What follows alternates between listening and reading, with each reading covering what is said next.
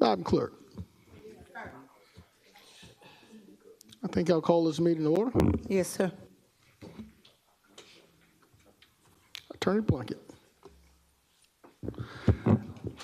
Mr. Mayor, we request a motion to go into executive session to discuss pending and potential litigation, real estate, and personnel matters. Motion by Commissioner Mayor Pro Tempore Guilfoyle, second by Commissioner Alvin Mason. Madam Clerk, we're voting.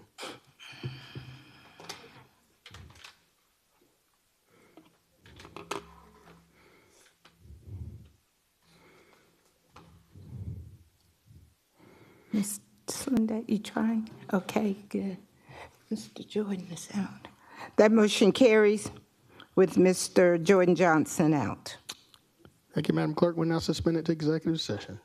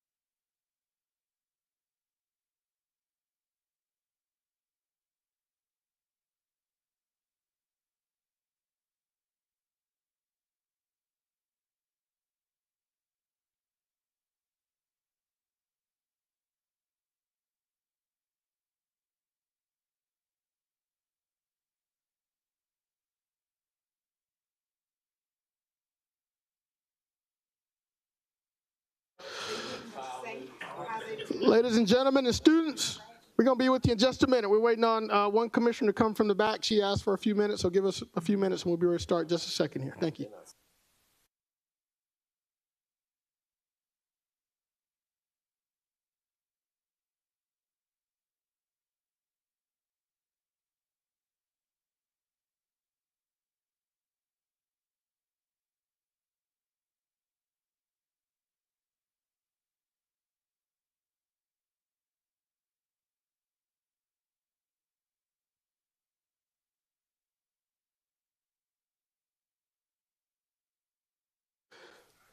Ladies and gentlemen, we appreciate your patience.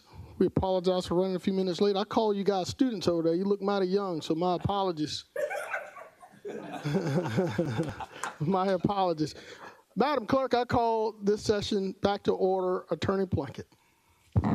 Mr. Mayor, we would request a motion to authorize you to execute the closed meeting affidavit. So move. Second. There's a motion by Commissioner Alvin Mason. I heard a second by Commissioner Dunn Clark. Madam Clerk, we're voting.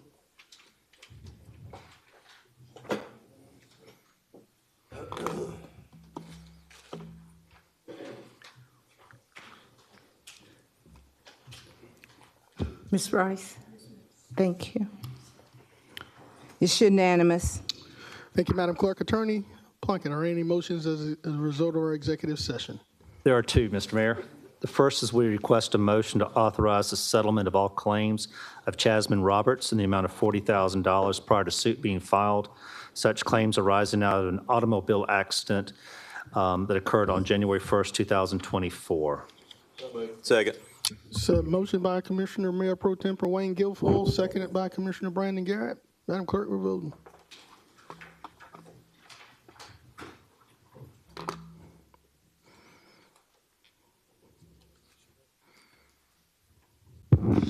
It's unanimous. All right, Attorney Plunkett. We would also request a motion to authorize the settlement of all claims of Teresa Hatch in the amount of $20,000 prior to suit being filed. Such claims arising out of an automobile collision that occurred on August 8th, 2023. Need a motion, guys. Motion to approve. Motion made by Commissioner Alvin Mason, second by Commissioner Francine Scott. Madam Clerk, we're voting.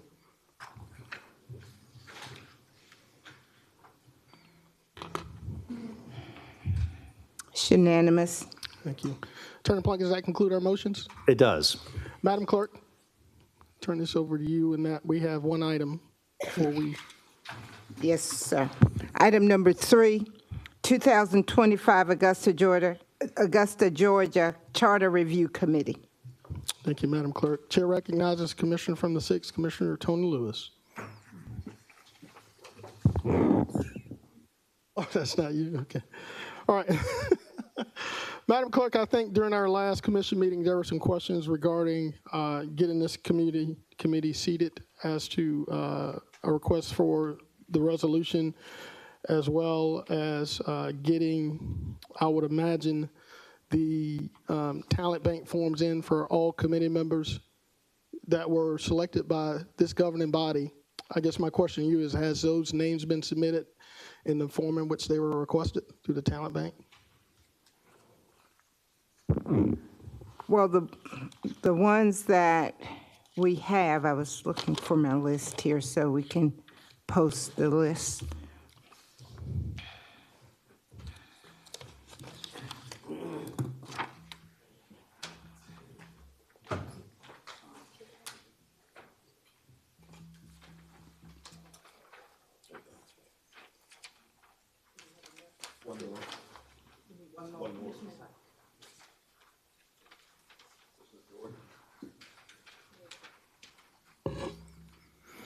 All right.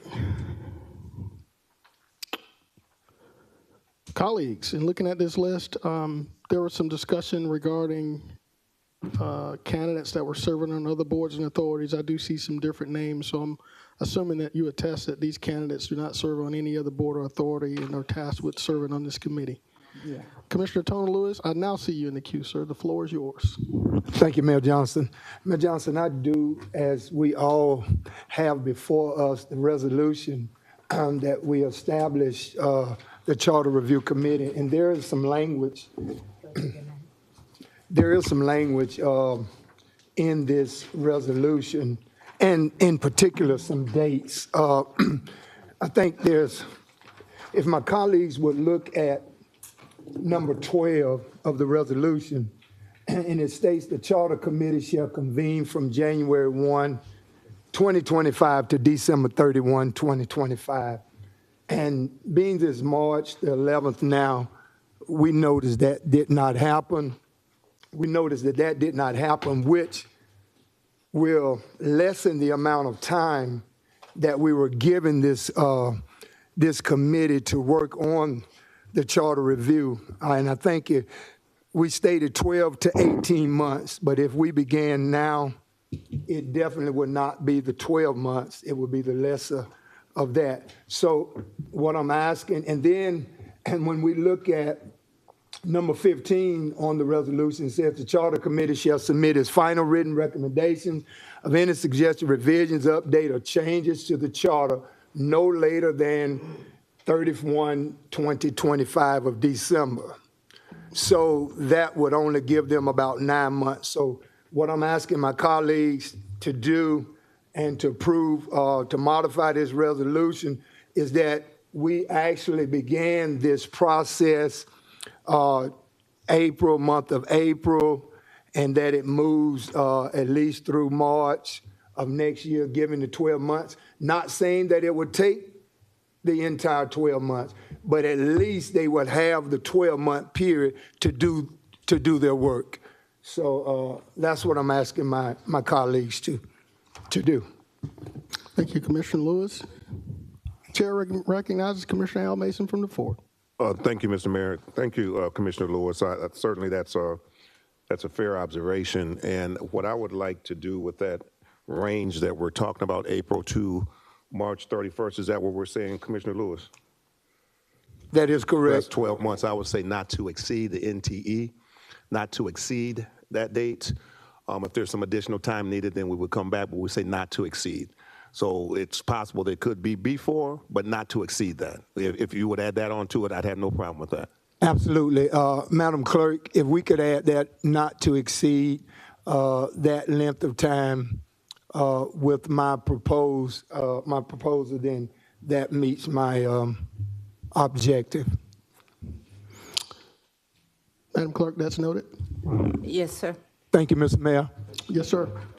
Chair recognizes Commissioner Jordan Johnson from the first. Thank you, Mr. Mayor. So with that adjustment being made, how do we then approach item number 15 where the changes will come to the commission? Should it say no later than March 26 also? Yes, sir.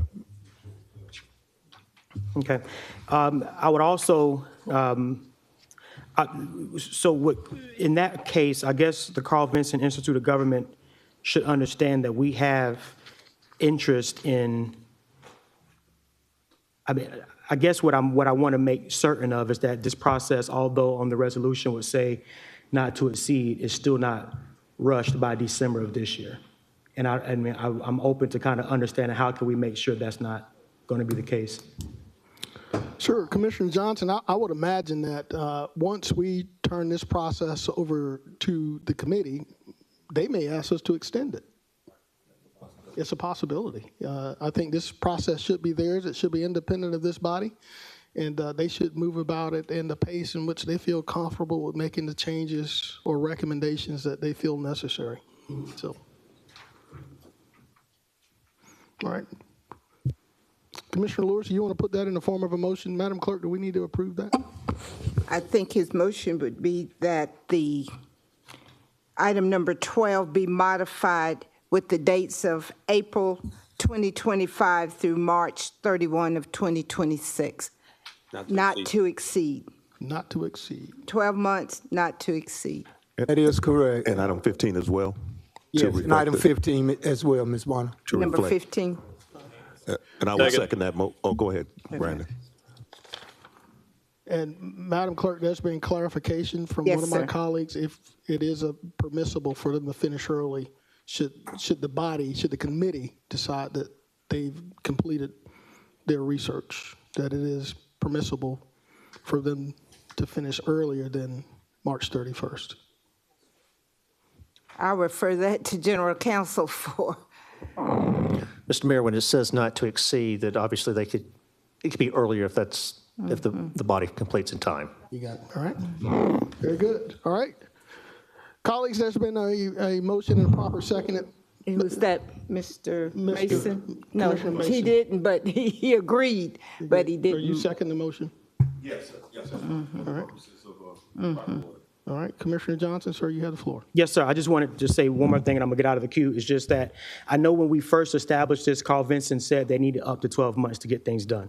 And so I really want to just, again, reiterate that if they need 12 months, that 12 months happen.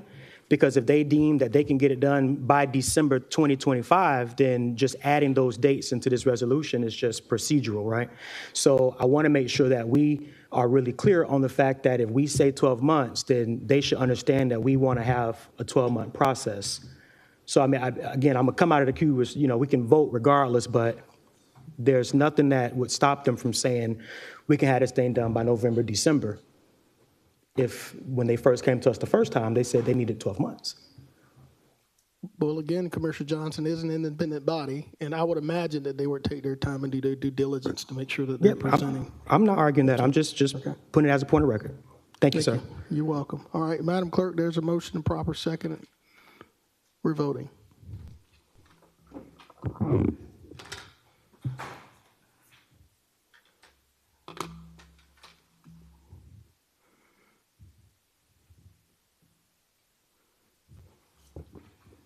It's unanimous. Thank you, Madam Clerk. Before we turn this over to committee, today is a special day, in that today is National 311 Day. So let's give them a round of applause.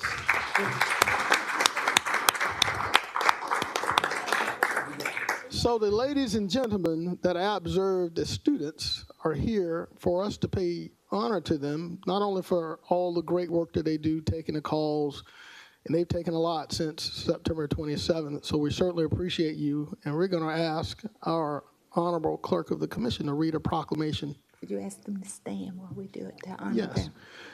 We're going to ask, would you please stand? You know, why don't y'all just come on down front, because we're going to get a picture, too. Come on down front down here.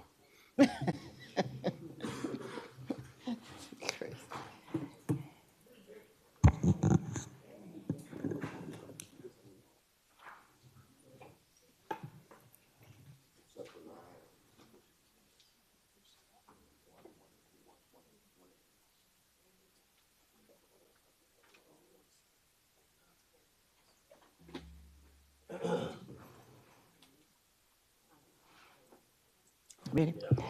The City of Augusta proclaimed proclamation in recognition of National 311 Day. Whereas March 11th is recognized as National 311 Day, a day that highlights the vital role 311 services play in connecting communities with their local government and providing non-emergency assistance. And whereas 311 serves as a crucial resource for residents to report city-related issues, inquire about services, and ask questions, ensuring that non-emergency concerns are addressed efficiently and effectively. And whereas Augusta's 311 service has evolved into a multi-channel platform offering accessibility through phone calls by dialing 311 from landlines or mobile devices, web portals, mobile application, and email at 311@augustageorgia.gov. And whereas Augusta's commitment to innovative communication is exemplified by additional tools such as Ask Gus, Augusta's AI chatbot, providing immediately 24/7 responses. And whereas these technology advancements increase service efficiency, promote transparency, foster accountability, and enhance the quality of life for Augusta residents by ensuring timely and accurate responses to their needs. And whereas the City of Augusta encourages all citizens to utilize and explore the diverse features of Augusta's 311 system and provide valuable feedback to help improve and strengthen community engagement and service delivery. Now, therefore, it be resolved that I, Garnett L. Johnson, Mayor of the City of Augusta, do hereby proclaim Tuesday, March 11th, 2025 as Augusta 311 Day. Given under my hand this 11th day of March 2025, Garnett L. Johnson, Mayor. Congratulations.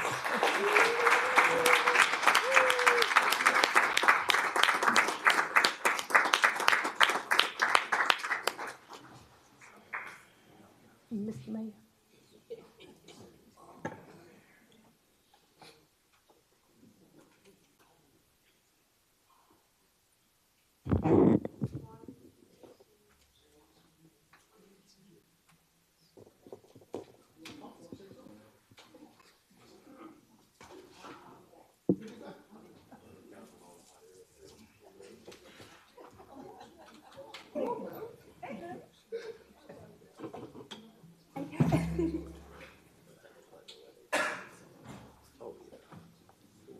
So I would like to say something about these remarkable people. This happened about 2012, Kelly, when I came up with this crazy idea that we needed a 311 office. Believe it or not, and I've always been proud, and every year they ask me to come speak at their 311 celebration. Many other agencies at that time were starting 311. And I said, why don't we have a number that they can call when it's non-emergency? Now, I'll be honest, in 2012, 2013, the governing body did not approve it. They said no.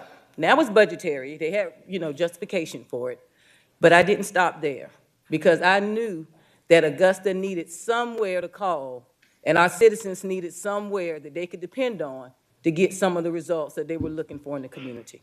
So I brought it back to this governing body, and the governing body did approve it. I hired Ms. Kelly Walker, believe it or not, because she was the best person to make this happen. She has done a great job. I remember William when he came on board.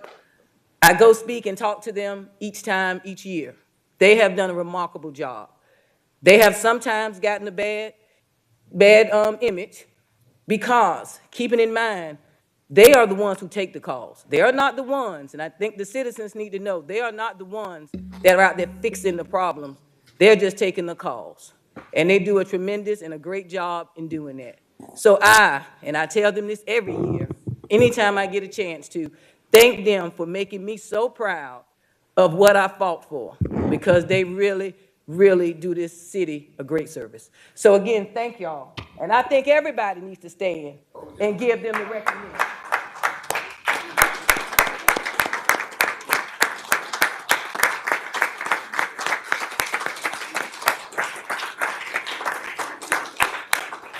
Thank you. Thank you, Madam Administrator. Director Walker, thank you so much to you and your team. You guys have fielded thousands of questions and thousands of calls regarding storm cleanup, trash pickup, some of everything, so we appreciate it. And let me just make a public announcement to the governing body. There's a reception that starts at 3 o'clock, is that true? 3 o'clock down in the Linda Beasley room. So make sure you stop in before we leave here. 3 o'clock in the Linda Beasley room. Madam Clerk, I'm going to take one more point of privilege to point out one of the greatest high schools in all of Augusta, Georgia that won a state championship. That's George P. Butler High School. That's celebrating today. We couldn't be there, but if you're not doing anything on Monday, March 17th, there's a great St. Patrick's Day parade, and the George P. Butler High School, as well as our other state champions, will be in there. So thank you guys so much. Please congratulate anybody you know that's associated with Butler High School. And with that, Madam Clerk, I turn it over to committee.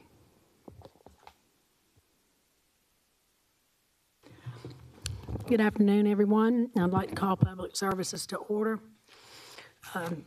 Madam Clerk, are there any additions or deletions to the agenda? No, ma'am. Okay, with that being said, if my committee members have no objections, I'd like to consent items 2 and 9. Do I have a motion? Got a motion and a second. Voting.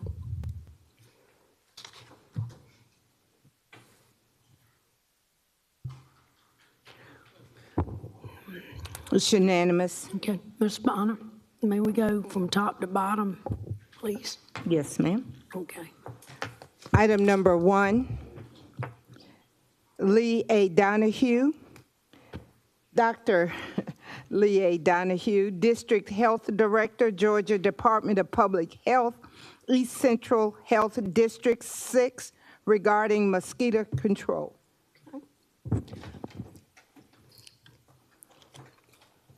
This was requested by Commissioner Tony Lewis.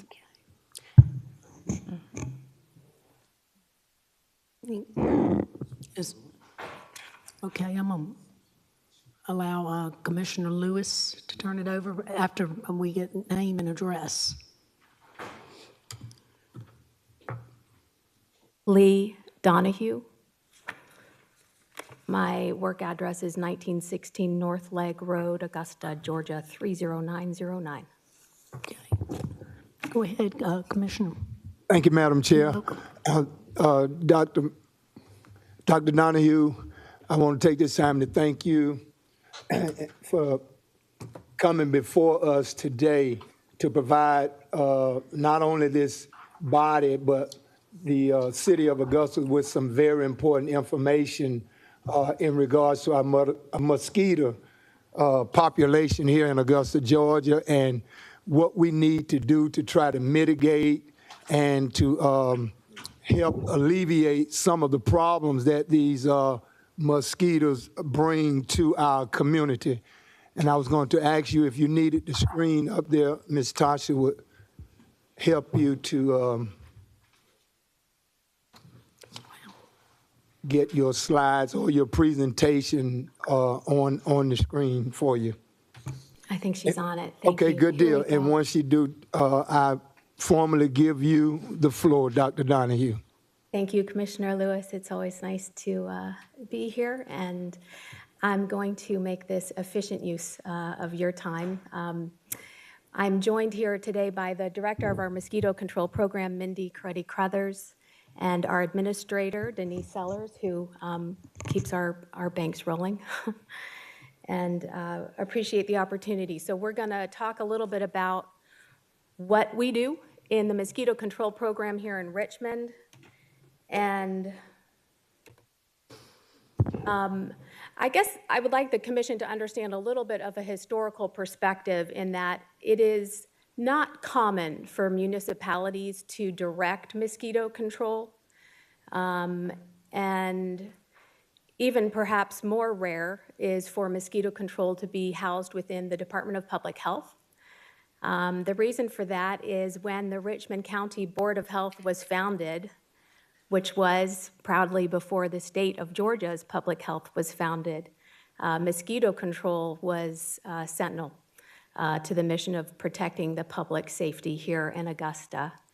And the history of Augusta has been shaped by mosquitoes, right? The location of our current Augusta Arsenal was specifically told to move away from the river because too many soldiers were dying from yellow fever. So just a little bit of background. In Georgia, there are really two municipalities that come to mind, and we're going to talk a little bit about that. Richmond, where we are now, and the mosquito control program here. And the other example I gave for you just as a broad comparator is Chatham County. Okay, so why does it matter? I think you already know that mosquitoes are vectors for disease to people, birds, and livestock. Cases of human encephalitis are directly related to vector burden, right? So the more mosquitoes we have, the more cases of encephalitis you can anticipate. Mosquito control is not just spraying, okay? It is not just spraying, it's comprehensive, but we're looking at all measures of control, including the approved insecticides. We're looking at how resistance patterns emerge, right? So we want to make sure we're applying smartly the chemicals, and we're using the safest EPA-approved chemicals for treating the mosquitoes. I'm honored to be here with our 311 members of the community because the mosquito calls following Hurricane Helene were intense. And we're going to show you the data about why that happened. But it's interesting that the citizens signaled pretty quickly what we were watching with the mosquito numbers as well. What about DPH mosquito control? This is a free service to citizens of Richmond County. We have been operating at max capacity for over 10 years. So we're going to talk about this a little bit, but I myself called 311. I'm a resident of Richmond County, and I had an 8 to 12-week waiting window to come and get sprayed in my own property. I'm sharing that because that's max capacity of what the trucks and spraying, workforce that we had were able to do. This is what we're talking about. The mosquitoes post-Helene were massive. There were some really big zebra stripe species. Seraphora, thank you, Mindy. Good. So where are we now? What does the program look like? We are funded 95% through Richmond County. Our current budget is just under $500,000. We've had level mosquito control funding for, as I said, over 10 years. And then following recommendations from mosquito management in 2016, there was a second agreement for disease prevention and comprehensive management, and that does include testing for sensitivity and trapping. So we currently have 5 spraying trucks. This is what the citizens see, okay? And many of you may remember back in the day when the fogger trucks used to drive all the way around the city. Several members of our board have shared stories of remembering, shockingly to me, playing in the fumes of those mosquito spraying trucks. But what people see are their sprayers. I just want you to know there's a lot more that goes into mosquito control. So that tip and toss campaign, you got to get rid of the standing water, treating ponds with larvicides to lower the burden moving forward is another big part of it. What did DPH do post-Helene? We immediately did convert away from residential unique address spraying to broad street spraying. We knew there was a massive mosquito bloom as a result of that storm. And, as much as the trucks were able to navigate the roads at that time, I think made a really big impact as much as we were able. Just to give you an idea, we sprayed about 1,200 homes or properties in the past couple of years, and that's our max capacity, really. Here's the data, and this is why 311 was so busy in October. These are our mosquito numbers. And that is the hurricane, right? Those were the perfect conditions for mosquitoes to breed and multiply. And, all of those eggs, mosquito eggs, are desiccant proof. So they're still there, right? This emergence this spring we know we're looking at. This request is not just based on Hurricane Helene, though. I want to be clear about that. We have been running at a deficit for some time and not being able to provide these services to the Richmond County residents that would like to. Okay, so what are we asking for? Again, current allocation is $485. I wanted to give you kind of a big picture of what does Chatham look like. They've got, a slightly bigger population, about 300,000. They're looking at about 630 square miles. That includes a large amount of salt marsh, which you can understand is a massive breeding ground for mosquitoes. Their budget is $5.4 million. Richmond County, not an exact comparator, but I just wanted to give you a rough idea, has about 205,000 people. That population has gone up significantly in the last 10 years since we've had level funding for the mosquito program. We're covering about 305 square miles, as you probably already know, and it's through 311. So a resident will call 311 and say, I think I've got a mosquito problem. I'd like to have my property assessed for spraying, and that's the system that we've been using. So what's the ask today? We're requesting an additional $290,000, $48,000 of which is an additional one-time truck purchase, so we can get more territory covered. I've sent you some sheets of what the proposed budget would look like. This is a lean proposal, right? This would get us, this truck and numbers would get us right back up to 100% fairly quickly, but would really like to get those wait times down. And in the setting of the bloom that we know will be reemerging this spring, I think the timing is now to get on this, right? Spring is about to start. It loosely runs from, about Masters through Thanksgiving. So 2 mosquito spray techs are here. and the mosquito control inspectors. These are part-time positions. This is a seasonal job. They go out at dusk to spray. The spray only kills flying mosquitoes, so you got to hit them when they're actually the most active. The chief pond inspector, this again is to mitigate the risk and address those standing water sites with larvicide as indicated. We've got some retention, right sizing of salary, which again has been, over 8 to 10 years since that's been adjusted. The routine maintenance, the sprayer maintenance, you'll see all of that on the handout I've given you. So the total direct costs are $227. And then for the full-time staff, we do have some indirect costs of about $15,000. So there's the total of $242,835. This is the one-time cost of $48,000, just so you can see. These trucks are kind of complicated. They have sprayers attached to them. They have a GPS system so you can track exactly where you've been spraying. And so just to summarize this, the total additional funding request for the mosquito program is $290,000 approximately. Again, $48K is a one-time sprayer truck cost. That would bring the total mosquito control budget to $730,000 annually. And, looking at the numbers, the population, the square miles, and the average number of mosquitoes, you can't just look at 2024 because obviously that was an outlier. I think this is one of the leanest models we could propose to the commission in right-sizing our mosquito control program. And with that, I'd like to thank again Mr. Lewis, and I'm more than happy to answer any questions. Yes, my screen over here is not working.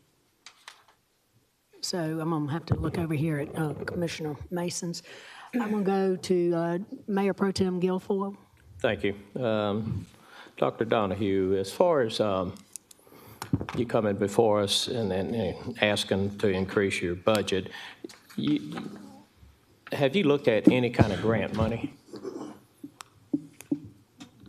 For supporting this municipal function, we do have a grant writer that just joined the Department of Public Health. Most other surrounding counties and areas in the state are covered with private mosquito spraying companies. There's not a lot of specific grant dollars available for this type of functionality.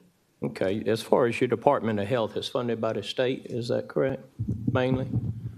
Because I see on the header of this paper, Kathleen Toomey, Commissioner, and then Brian Kemp, Governor. And have y'all reached out to the state? 95%, we are the only municipality in the state of Georgia that has a mosquito control program housed under the Department of Public Health. And this is a partnership with the county, Richmond County. The state doesn't control or weigh in on this program. So we are the only municipality as well as Savannah, Chatham, would that be correct? I'm sorry, I didn't hear you, Mr. As far as Guilfoyle. Savannah, Chatham County, that's done by Department of Health as well? No, that mosquito program reports directly to the municipality. Okay. So as far as Columbia County, Burke County, Savannah, Rankin, even across the river right here, North Augusta, Aiken. They don't have a mosquito control program.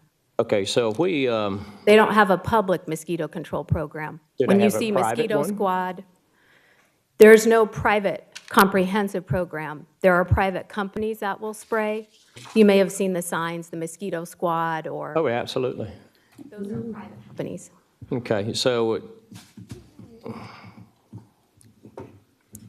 we're trying to do everything to combat the larvae and mosquitoes itself, but when the mosquitoes, there's nothing controlling the mosquitoes from flying over the river, et cetera. If the surrounding counties doesn't take control of it, how are we going to take control of it?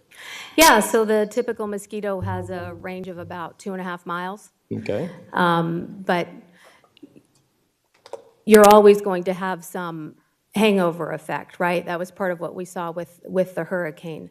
What Richmond has, though, is unique in that the education of the tip and toss, the treatment of the pond facilities has had positive impact in the health of the community. We've seen lower cases of infection, lower cases of infected birds, and it does matter. The square footage of Richmond is quite large, as you know.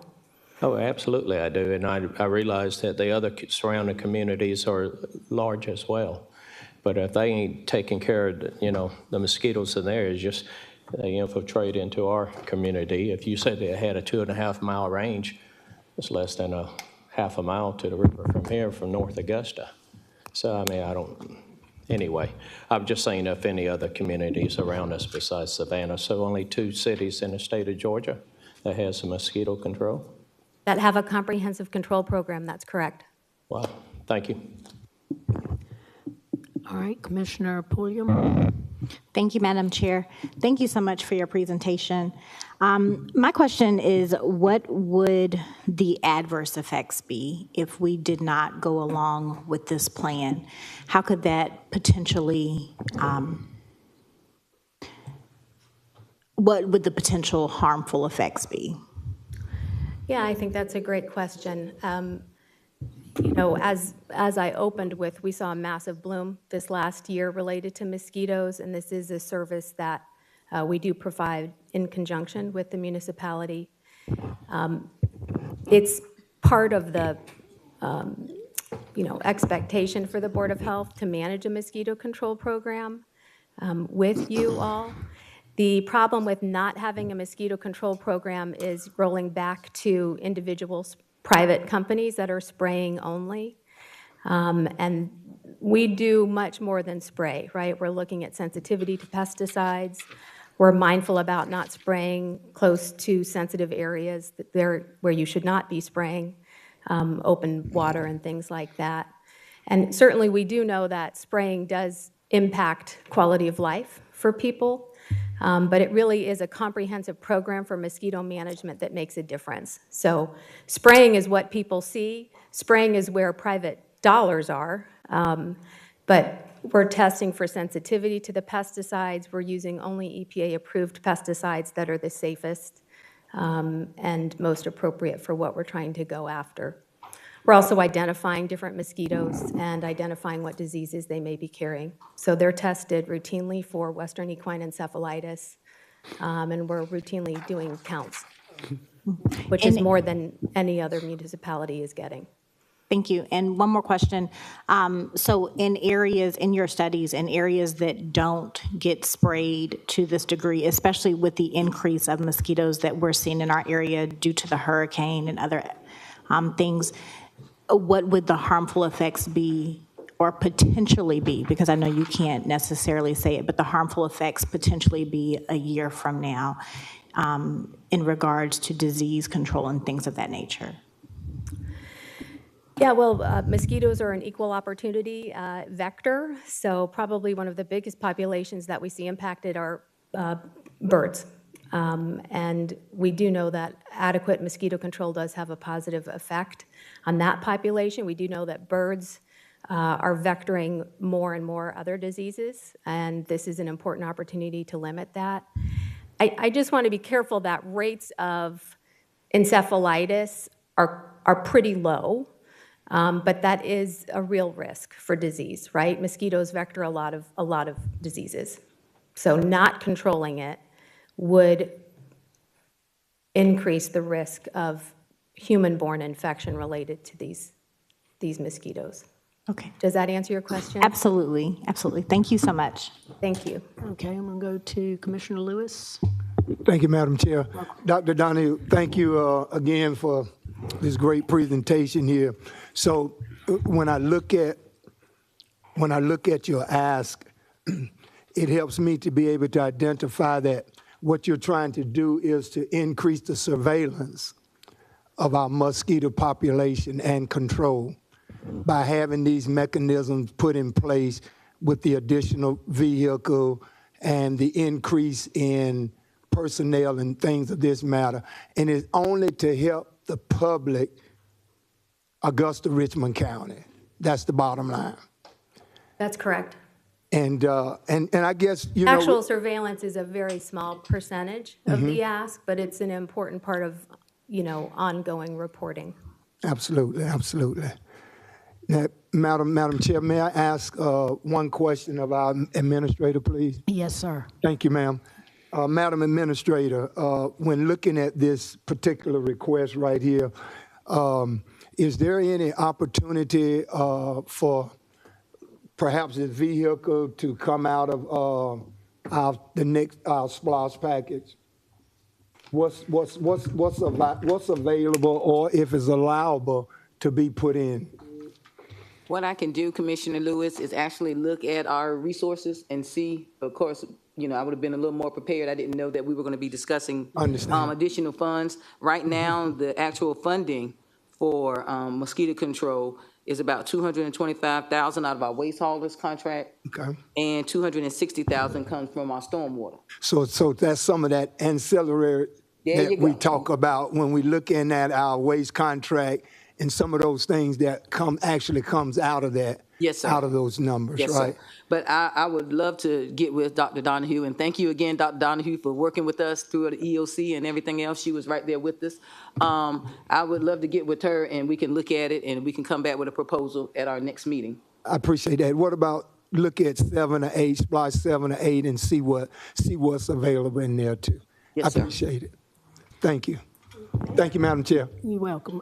Commissioner Mason? Well, that's exactly what I was going to task or request the administrator to get with Dr. Donahue. It's good to see you again, and the staff of our mosquito control. Didn't know if we needed to put that in the form of a motion or not, but we do need to have our city administrator take a good, close look at that, give us all the viable vehicles that are available to be utilized. The number that we possibly could come up with, whether it's the entire number or whether it's a portion thereof, we'd like to know all of our options as we go forward. Now, do we need to put that in the form of a motion? Or are we accepting this as information with no objection?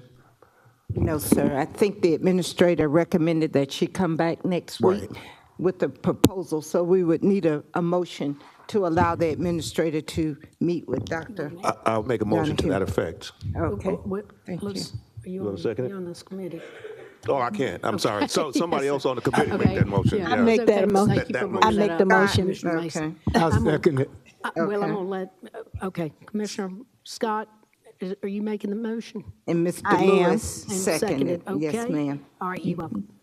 Thank you very much. Okay. We need to vote on that. So, all right, voting. Thank you, Commissioner Mason. I'm pushing it. I don't know what's going on. There we go. It's unanimous. All right. We'll go to, let's see, item number 3. Yes, ma'am. Come on, sweetie. Good afternoon, Mayor and Commissioners. Today I bring forth to you 3 alcohol applications. The first one is alcohol number 25-11, existing location, new ownership, retail package beer and wine, Prayesh Kumar Patel, applicant for Balabai LLC, doing business as Joy Food Mart, 3011 Wheeler Road, District 7, Super District 10. Planning and Development and the Sheriff's Office recommends approval. Are there any objectors? I do see one. We have one objector. Okay. In the audience. Should we object her up? Did we say we have one objector? Yes, ma'am. Okay. Jim, you want Can I get your name and address, please? Prayesh Kumar Patel, 1222 Ursula Point, Augusta, Georgia, 30907. Yes, ma'am. Okay. All right. Go ahead. I'm going to have the objector also to come up too. We'll go ahead and listen. Yes.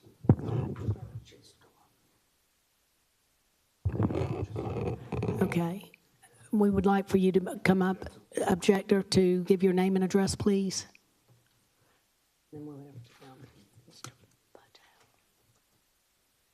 Patel.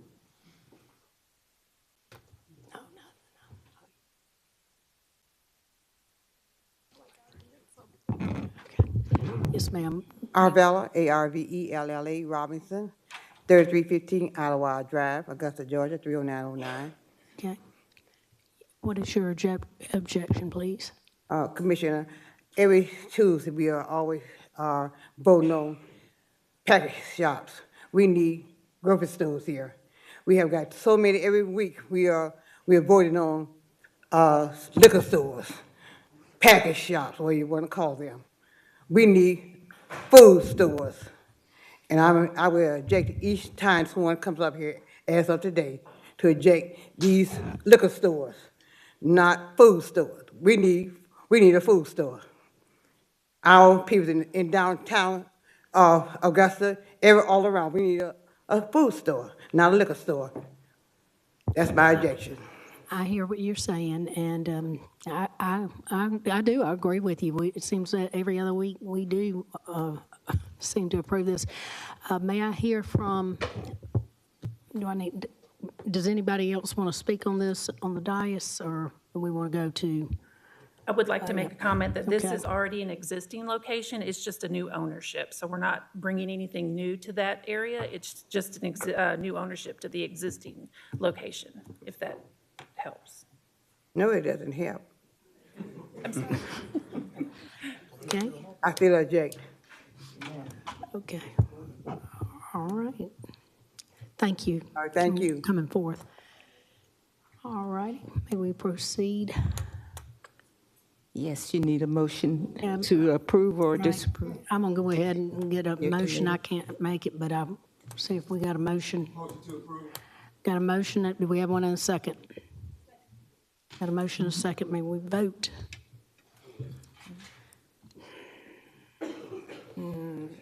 She might as well come to every other meeting. It's unanimous. Okay. All right, the next application is alcohol number 25-12, existing location, new ownership, retail packaged beer and wine, Iqbal H. Muhammad, applicant for Get and Go, 2350 Windsor Spring Road, District 6, Super District 10. Planning and Development and the Sheriff's Office recommends approval. Are there any objectors? Hearing none. Let's say your name, sir. Good evening, good afternoon. This is Iqbal H. Muhammad, 789 Locks Way, Augusta, Georgia, 30907. Okay. Make a motion. Do we got a motion on this one? Got a motion. Do we have a second? Second. Got a motion, a second, voting.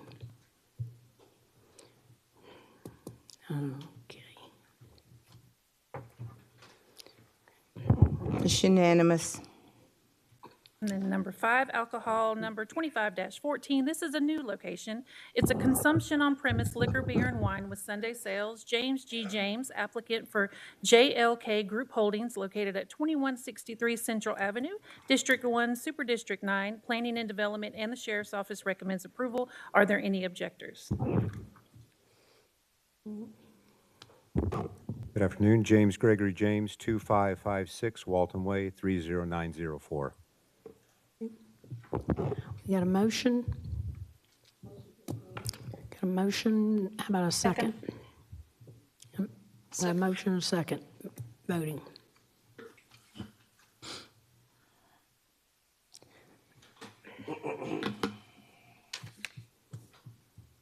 It's unanimous. Okay, thank you, Madam Clerk. That takes us to Item number 6, ma'am. Yes, ma'am. Okay, I'm going to hand it over to Commissioner Jordan Johnson. Item number 6 is to discuss 1 east boundary. Thank you, Madam Chair. Thank you, Madam Clerk. Madam Chair, if it's okay with the committee, can we take 6 and 7 together as they're both code enforcement items? Yes, sir, we can. Thank you, Madam Chair. Item 7 is discussion of 418 Aiken Street. Thank you, Madam Administrator. I've put these on the agenda because there are 2 eyesores in the East Augusta community. One, East Boundary is at the corner of East Boundary and Laney Walker Extension. It's an old Smile gas station, and right now it serves as a car lot. I can't imagine anyone buying cars there. But I get calls about this place more than I should, and when I'm in East Augusta, I get questions about it as well. I don't know why we are allowing this place to be open, but I guess we're going to get some answers today on it. And then secondly, item 7 is 418 Aiken Street, which is a home in the East Augusta community. I first sent the email.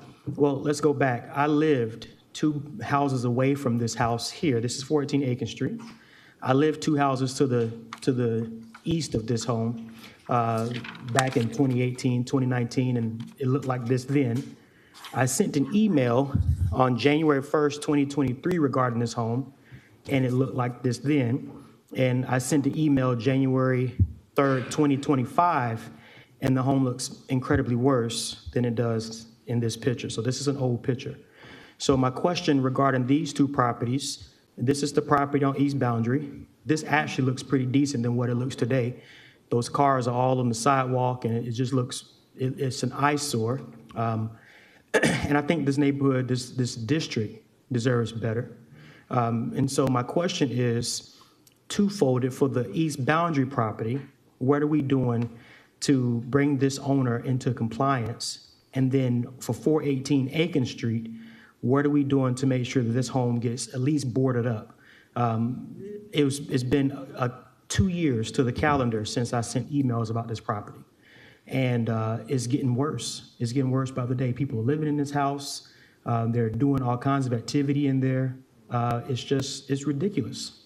So if we can get some type of determination on both of these properties, what I'm looking for the most today are solutions. I want to know where we're going with these properties, because I'm just to the point now to where I don't want to hear anything else about these properties other than it's handled. So can we get someone to the agenda, to the podium to discuss this?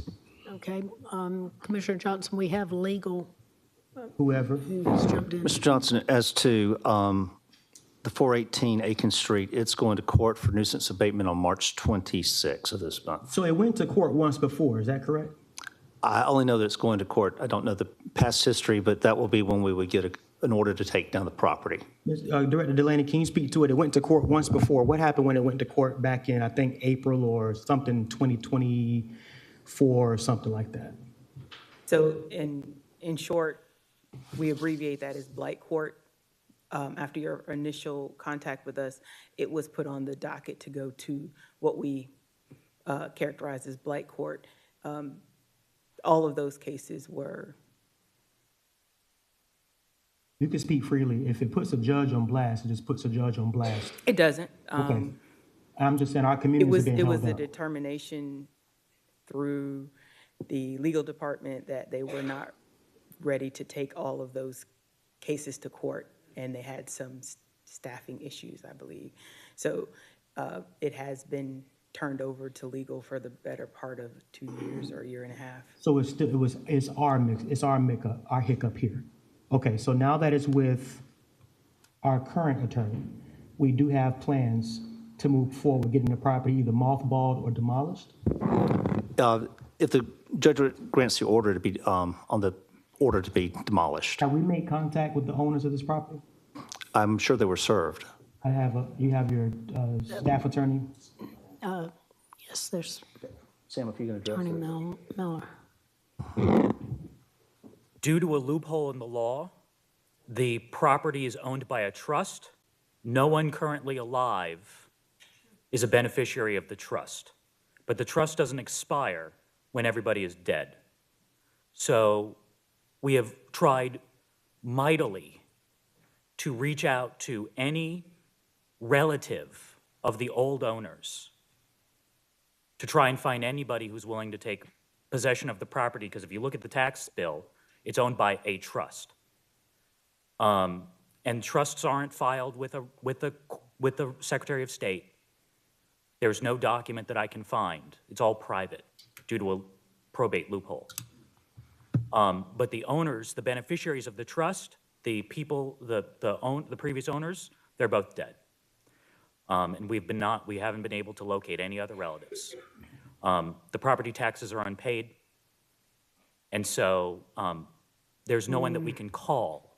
There's no one who is going to take responsibility for this property because there's no owner.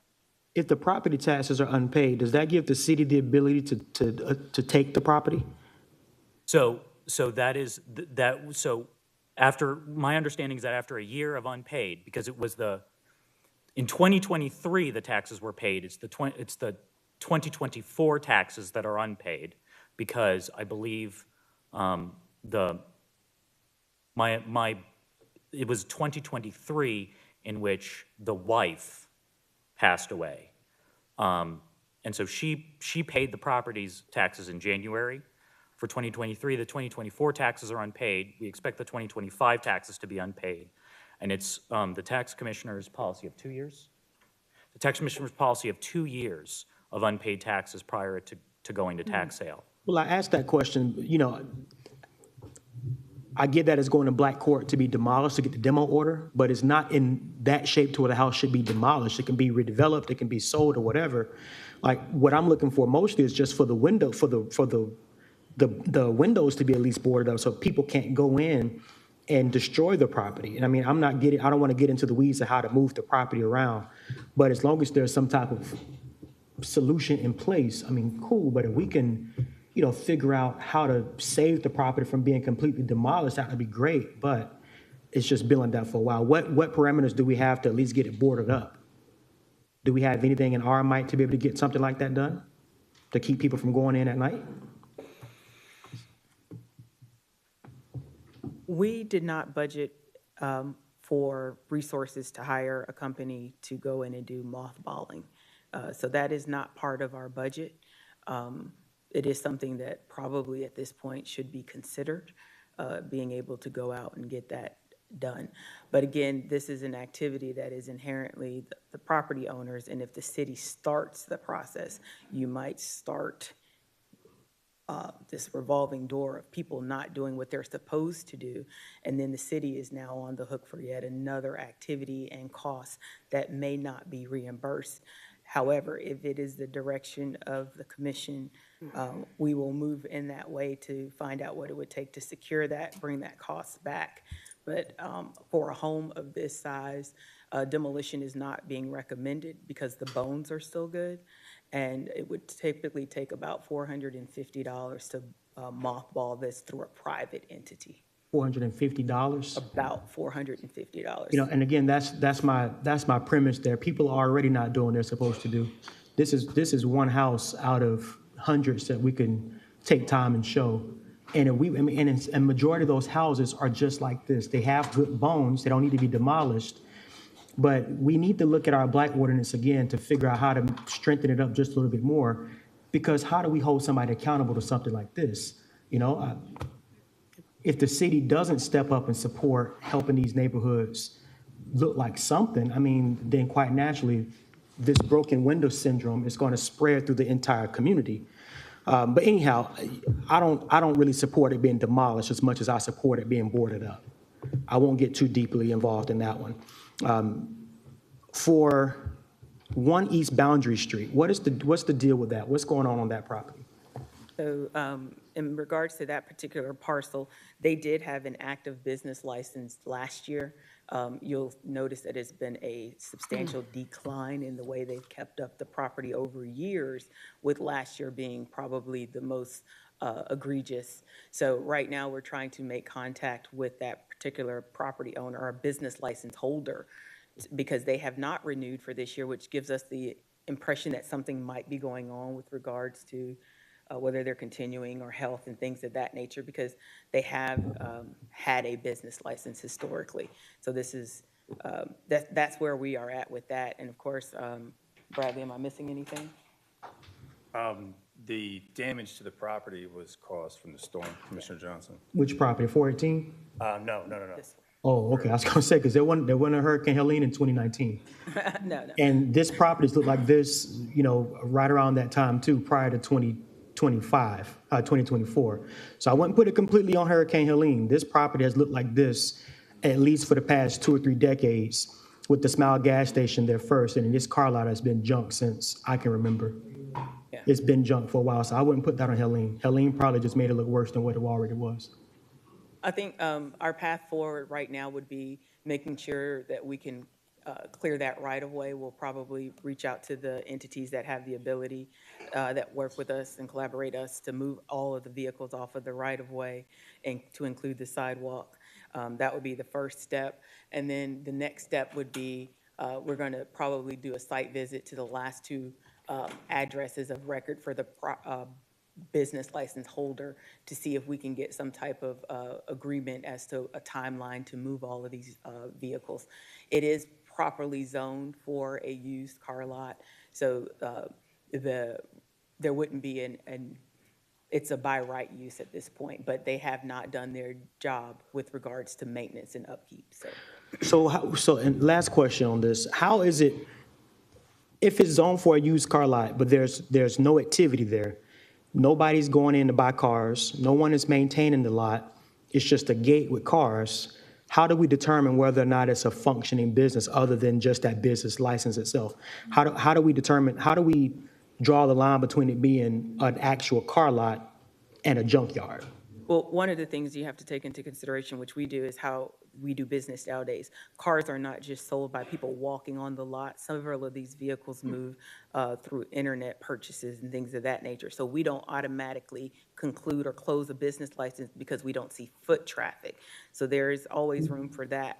So in essence, we have procedures and closures through our business compliance division, where they will go in and they will actually talk to them about, hey, are you doing this type of activity, that type of activity? They also provide their gross revenues to help us identify if they're still active. So it's not just, do you have foot traffic? It's along the lines of your gross revenue that you report at the end of every year helps set the course for your business license the next year, and it helps identify if you have any type of activity. And then in the event that there's no sales, there's no activity, what steps does the city take after that? The business has to decide to close because we can't say they have to close. One of the things we have to realize in business license compliance is there are reasons that people will close for a year. They'll suspend their services for a year, family, travel, health, all kinds of factors play into this. So we don't arbitrarily have the ability to close it. If we wanted to close it, we would bring a list of properties to the commission and ask for only the commission can close a business outside of the owner. So that would be the next mechanism. Okay. Well, I appreciate your answers to these. You know, I would like to see some type of update on what you find back on this agenda, probably within the next month or so. This has been going on way too long. I know this would never happen on Walton Way. It'll never happen in West Augusta. And we shouldn't allow it in East Augusta either. So whatever update we can get back would be appreciated. And then whatever determination we can get back on 418 not being demolished, but just being boarded up would be appreciated as well. All right? Yes, sir. Thank you, Madam Chair. And thank you, Mr. Laney, and thank you, Mr. Benjamin. Y'all do an excellent job in our community. We appreciate your help. Okay. Thank you, Commissioner Johnson. So we'll receive this information and we will go on to item number 8.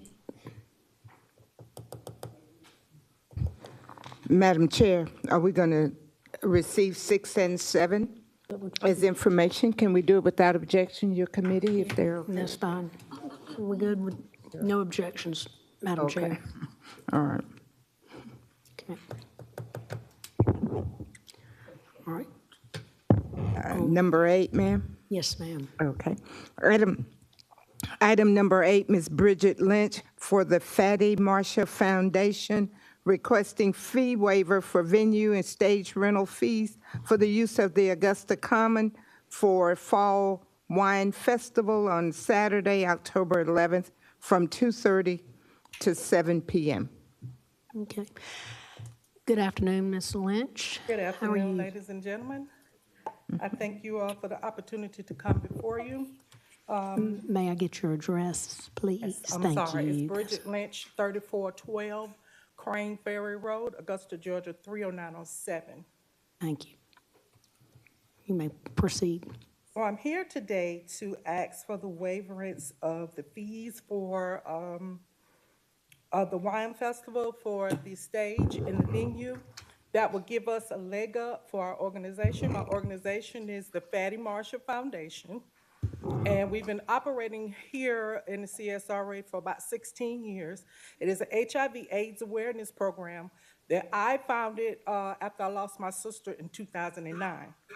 Now, when you hear AIDS, HIV, people have a tendency to gravitate away instead of coming to you. So we've lost a lot of support over the years.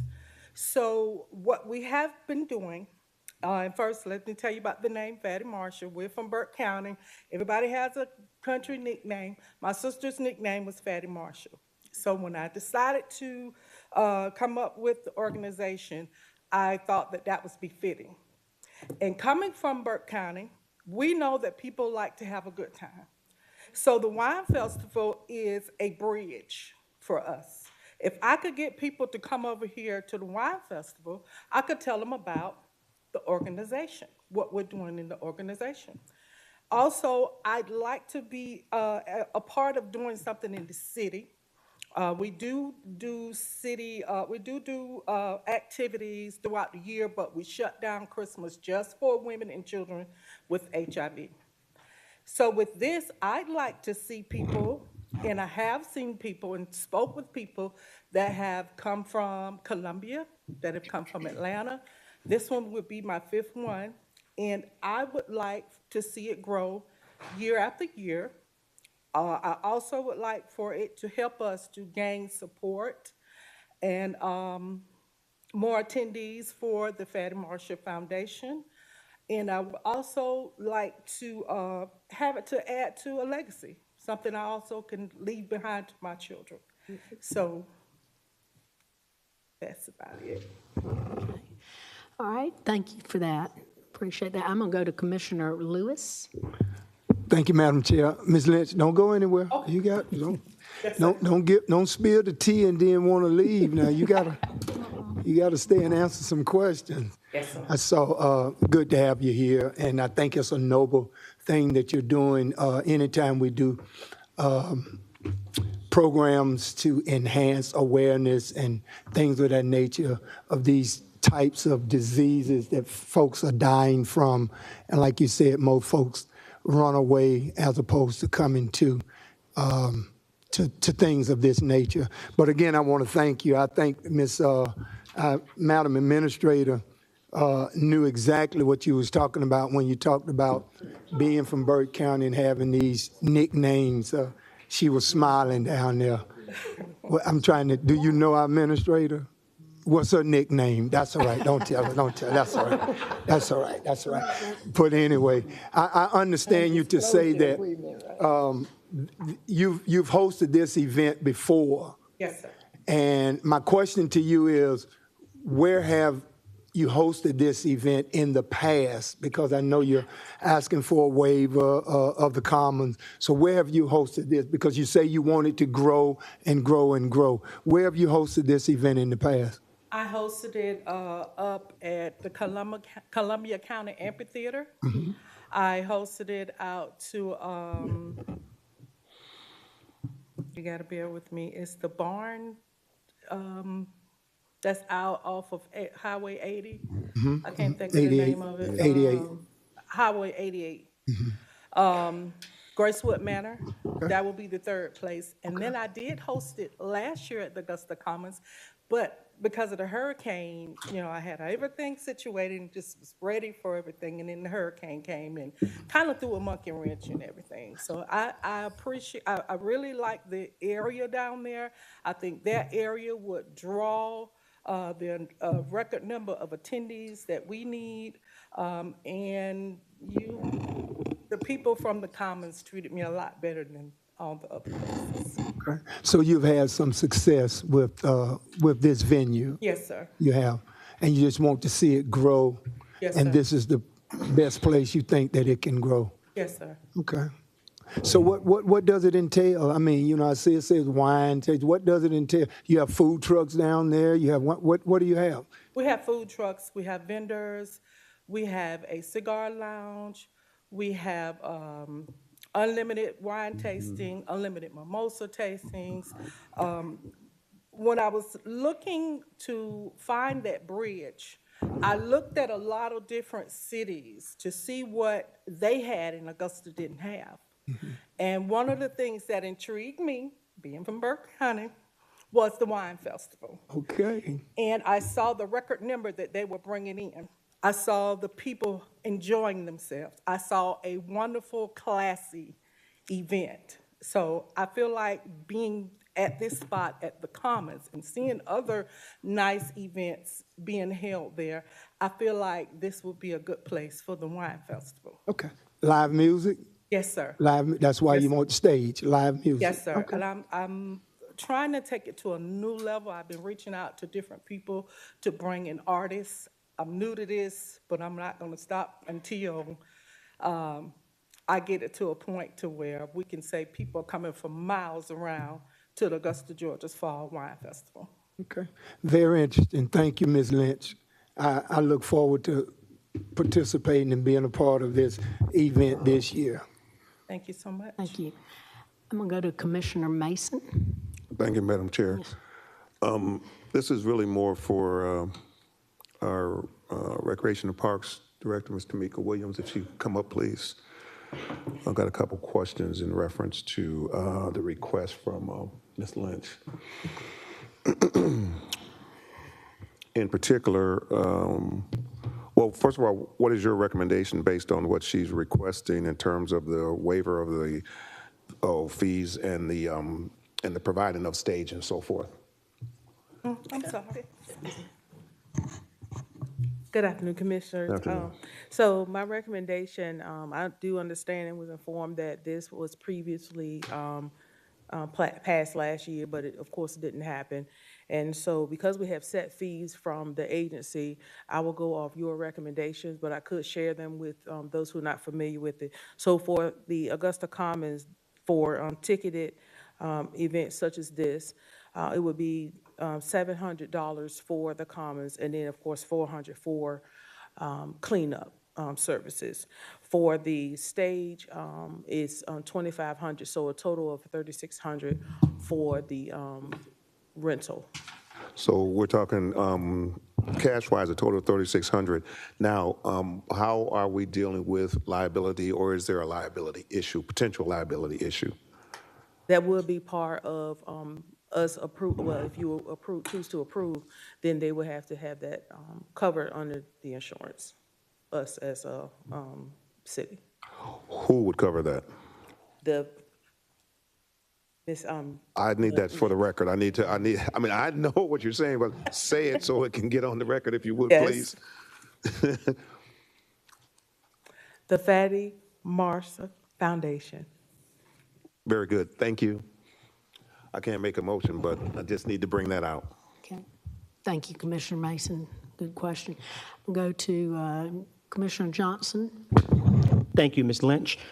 You say that this is unlimited wine? Yes, once you purchase a ticket, Oh, yeah, you just gotta it's say, yeah. unlimited wine tasting. Unlimited wine tasting. Yes. So I can drink as much as I want when I come? I can taste as much as I want when I come? About 2 ounces. Just 2 ounces. So 2 ounces I'm just messing with you. I hope we'll be able to, 2 couple of whats? Yeah, I'm gonna let my math kick in. I hope that we'll be able to help you out with this, and thank you for wanting to bring this to Augusta. And if you find out Ms. Allen's Burke County nickname, just email it to us. All right. Okay, thank you, Ms. Lynch. Thank you so much. Is there, do we want to entertain a motion? I can't make it. So move. Wait a minute, we got to put a motion. Make a motion to wait. Yes. Okay, Madam. Antoni? Okay, we have a motion a second. Yes, ma'am. Yes, ma'am. Okay, we'll To go ahead. waive the. Correct. Waive the fee waiver. That's Yes, correct. the fee waiver. All right, we'll go ahead and vote.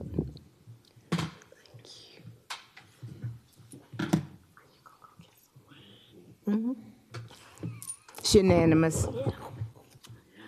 Okay, thank you.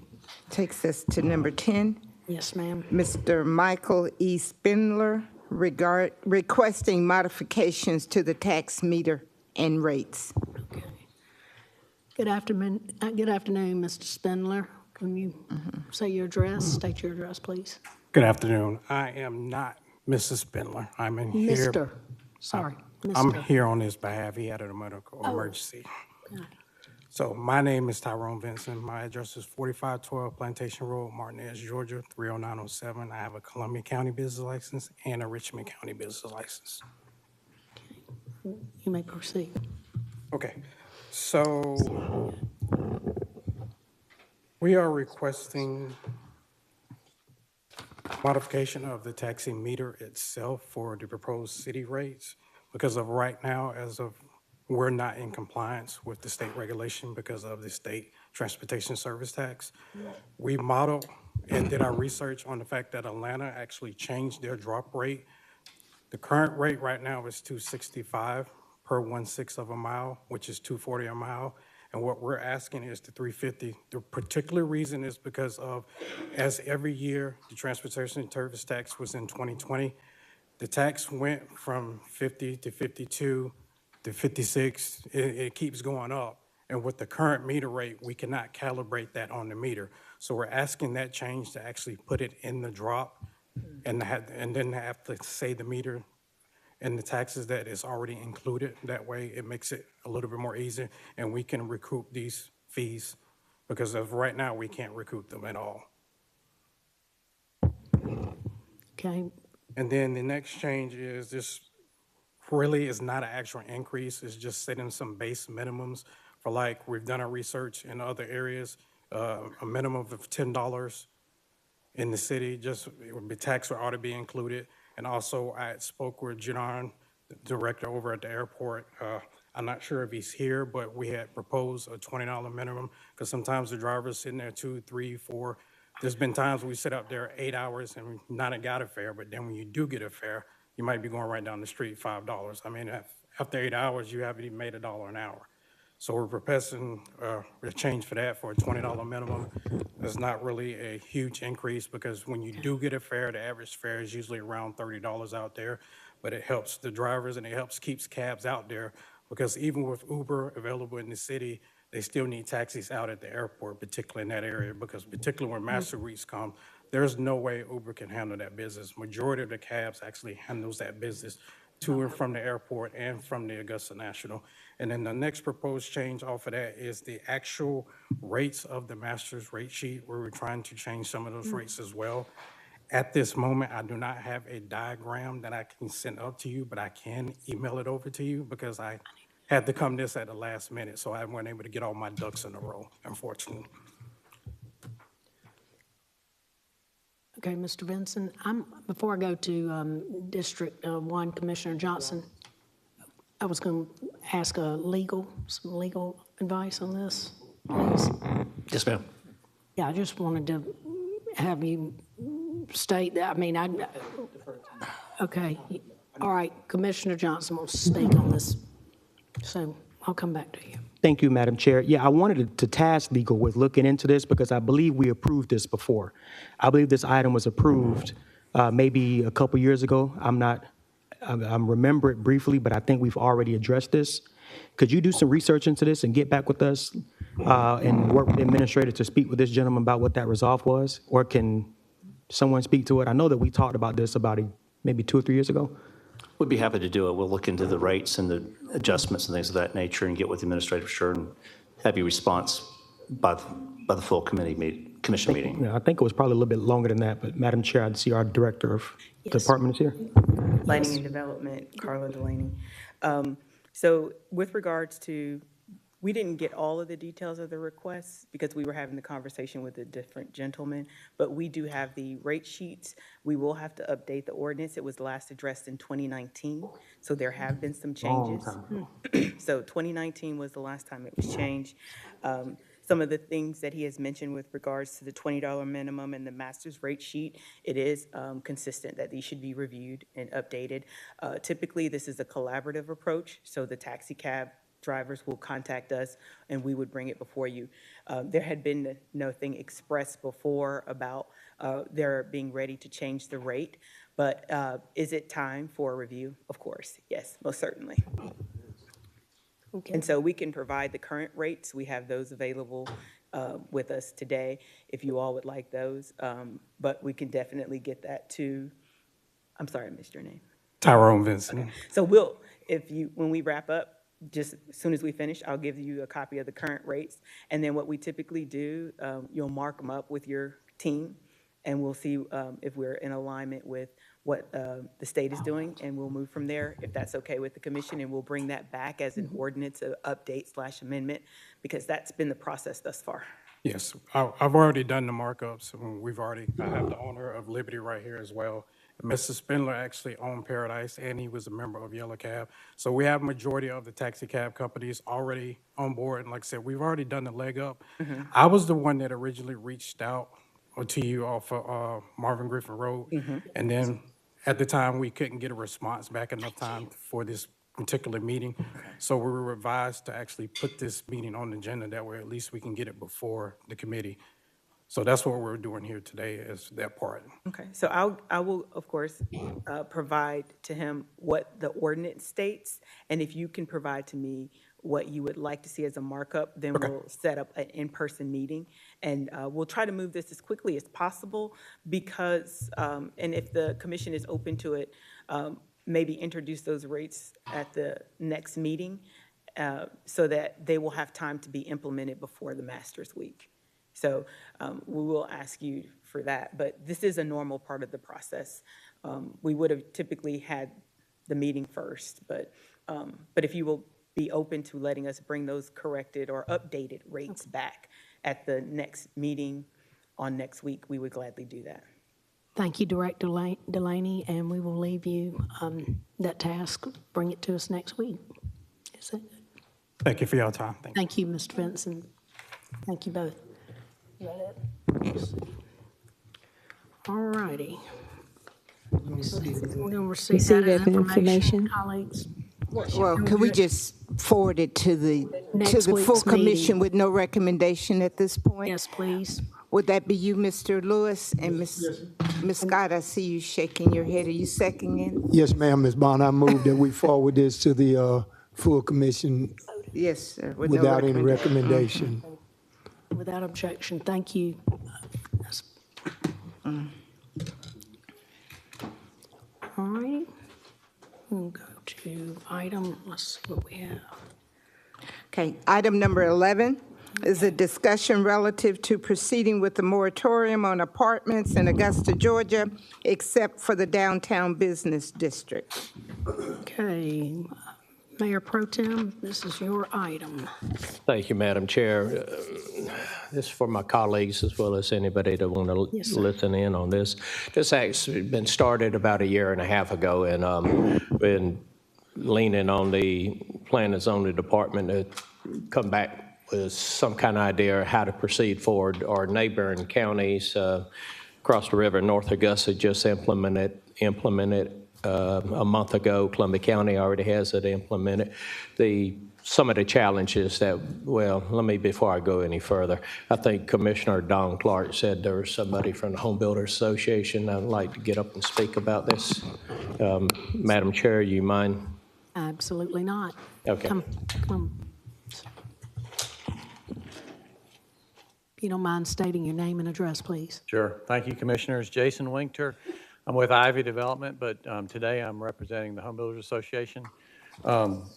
We just would like mainly to ask for a seat at the table. Mr. Guilfoyle, as you all discuss this further, and I'm not advocating for all 400 members to come to the table, but we try to do a pretty good job of putting a group of 3 to 4 people together when these type of things do come up, that we can sit down and just share ideas and maybe can address some of your concerns with the construction and development of apartments.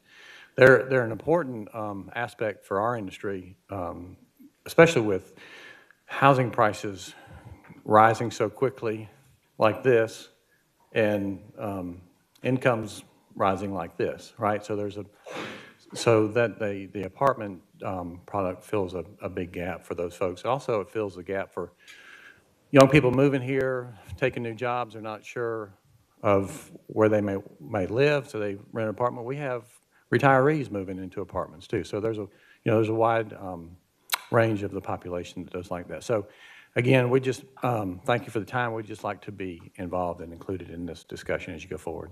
That's no problem. Thank you.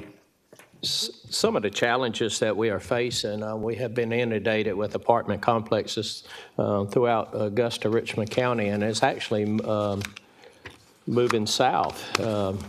The challenges that we face as far as apartment complexes is the impact to the infrastructure, the school system, and the utilities, et cetera. The other challenge that we face as a community is when it's 10 to 15 years old. It goes down. If you look at a house that's 10 to 15 years old versus apartment complex, a person living in a house 10 to 15 years, it might be to 2 to 3 owners. And that apartment is going to be to 10 to 15 different owners. So the same responsibility of taking care of your product is not the same as what you'll have in an apartment. And usually apartments, like golf courses, they'll change hands along the way. But I do have, if you don't mind, Madam Chair, we have Director Delaney that's been working on this, and she could put some insight on to this. And Mr. Linker, what we're going to do is most likely move forward, if the colleagues would agree to it, is start doing a 3-month or 6-month moratorium to where we could look and see how to proceed forward without being sued. So, Mr. Lane. Okay. So, I guess I can field questions better in this particular setting because I'm not 100% sure what the desire is. But what I can say is that in speaking with Commissioner Guilfoyle, we looked at the number of apartment homes and townhomes that had been approved, and then we went back to, from 2019 to 2022, we first visited this topic, and we looked at what was approved versus what was denied. Quite a few of the projects haven't come to fruition. So you have the applications, but not necessarily the development ongoing. The other concern is the preservation of the single-family land that is available for development. As we see more and more multifamily push out into what is considered the rural areas, it becomes a problem of when we have development at our industrial park out towards Burke County, and we lose a lot of the single-family, potentially lose the single-family zoning that's going in there. So if you go out right now, Mike Paget, to Brown Road, you'll see there's a recent development out there on the corner. It's detached. There has been a lot of conversation with potential developers who are interested in going out that way. And in particular, they're looking to do single-family and detached. So we've seen this uptick going out as you go towards the industrial park, with townhomes and with multifamily trying to come into those areas.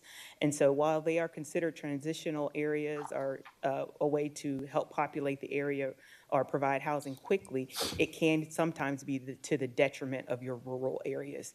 So from what I have gathered with my conversation with Commissioner Guilfoyle, is Augusta proper, or as we like to call it, the old Augusta, it's still ripe for multifamily development. It's intended to be used that way. The further you go out into the county, you want to maintain that rural character or suburban character, and that's starting to be encroached upon with the multifamily development. And so I can field any questions, but I think that's pretty much where the conversations I've had offline were about. Madam Chair, can I add some conversation to this? Absolutely. This South Richmond County is where you're talking about as far as housing going. Anything south of Tobacco Road, whether it's Deansbridge, Highway 25, Highway 56, even down Old Waynesboro Road. The apartment complexes displaces houses. You know, our 5, 6 of us commissioners up here represent everything south of Tobacco Road. The challenge that we have as far as the residents, constituents, is there's no commercial, there's no restaurants, et cetera. There's no chain stores. We did have developers, more than one, come, I guess, about 5, 6 years ago. And the only way that we could attract commercial is to build rooftops. Apartments ain't considered rooftops. Oh, yes, they are. Yeah, they are. Yes, Well, it's not the same thing as a regular household. it is. But the houses will complement the area. That's what I'd rather see is houses versus apartment complexes. And so I know that we're going to have other people add into this conversation, so I'd like to listen in to what my colleagues has to say. And, you know, it might not go anywhere, but at least we got to give it a try. Thank you. Thank you, Mayor Pro Tem. I'm going to go to Commissioner Pulliam. Thank you so much, Madam Chairwoman. Director Delaney, and thank you for bringing this to the commission. Mayor Pro Tem Guilfoyle. Director Delaney, I have a few questions. In creating our master plan, as we work on the plan for the city, are we not able to lay out a landscape of this is how many multifamilies developments we want in an area, how many residential, as we're planning out neighborhoods?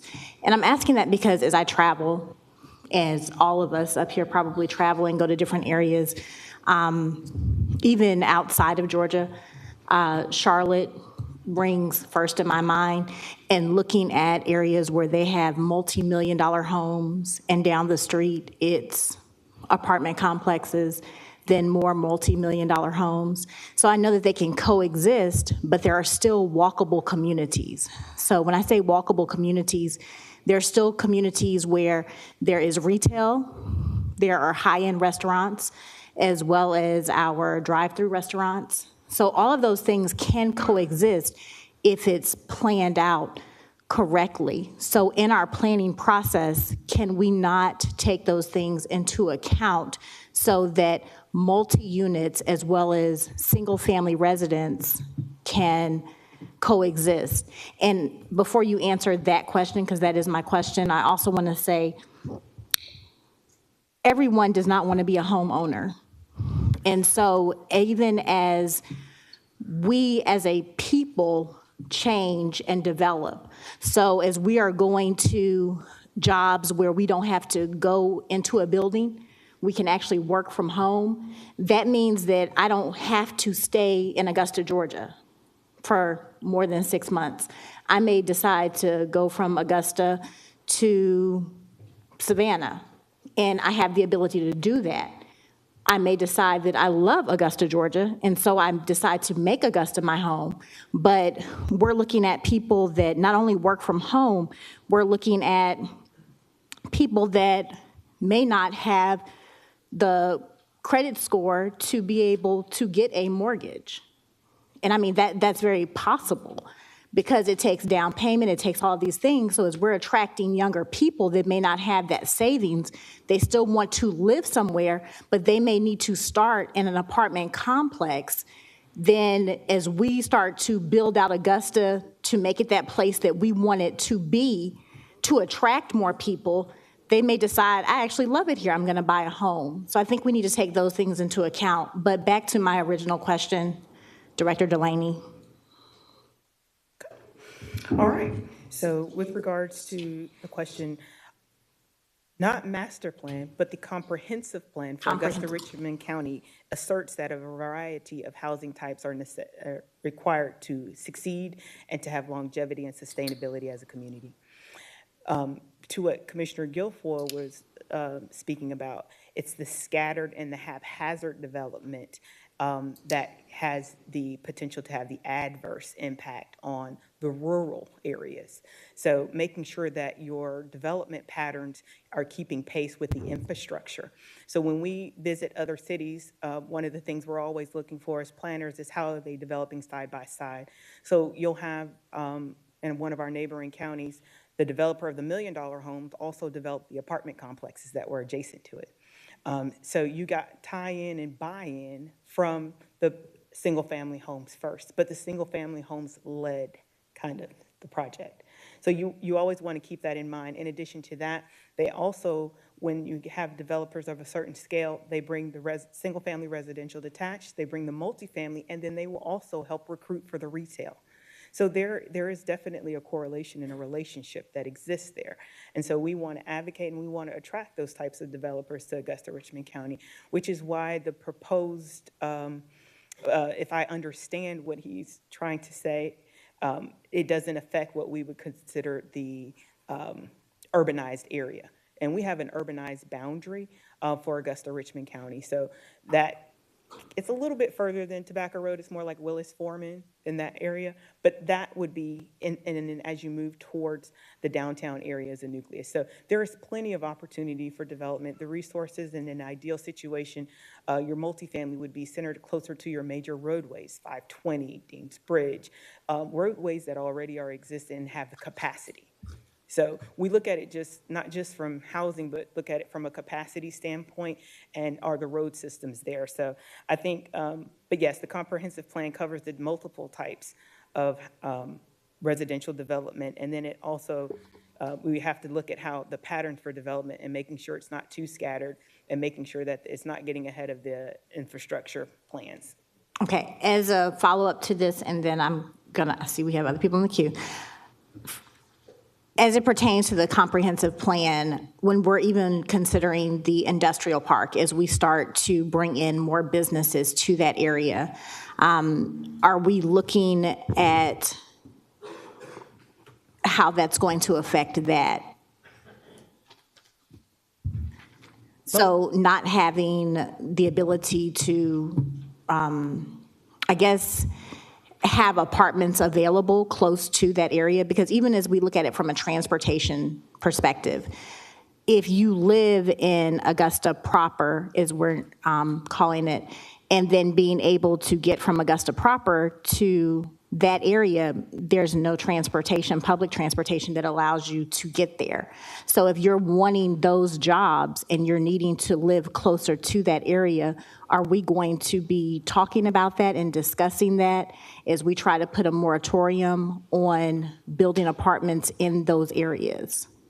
Because that could be affected, correct? I think that if you look at the location of where the industrial park is, and you go out towards, I'm trying to make sure I get the right road, Brown Road, Hepzibah McBean. So Hepzibah McBean would still be inside the urbanized boundary. So with that being said, the transportation doesn't exist as of right now. The transportation route doesn't exist, but as you know, it's being worked on. So as it's being worked on, I think that the timing, when we talk about is the infrastructure there, is the transportation there, these are all things that should be well underway or funded before the residential multifamily shows up. And that's just, it's just, we're looking at it more, I guess, from an order of operations.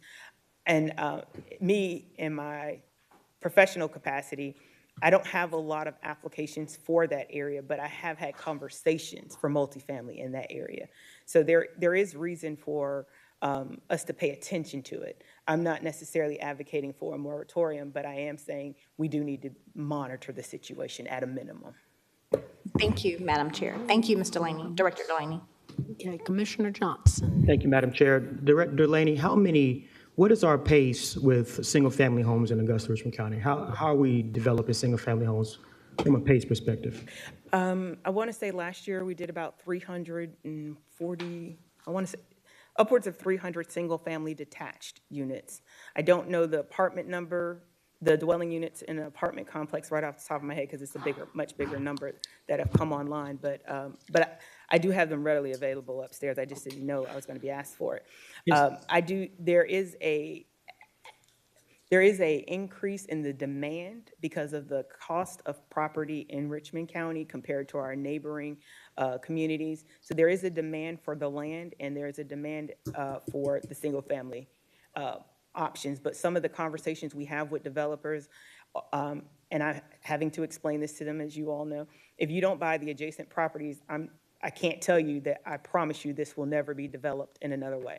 So having the developers that come to the table with the understanding that I need to buy the adjacent parcels or bring the development package to the table is going to be key. So we are on pace. We're steadily improving our numbers with regards to single-family development, and we do have a demand. Do we have a goal that we've established of the amount of single-family homes we hope to have developed in our county per year? We have an informal one that I don't want to say out loud, Okay. but I'll gladly offline tell you what our informal goal is. All right.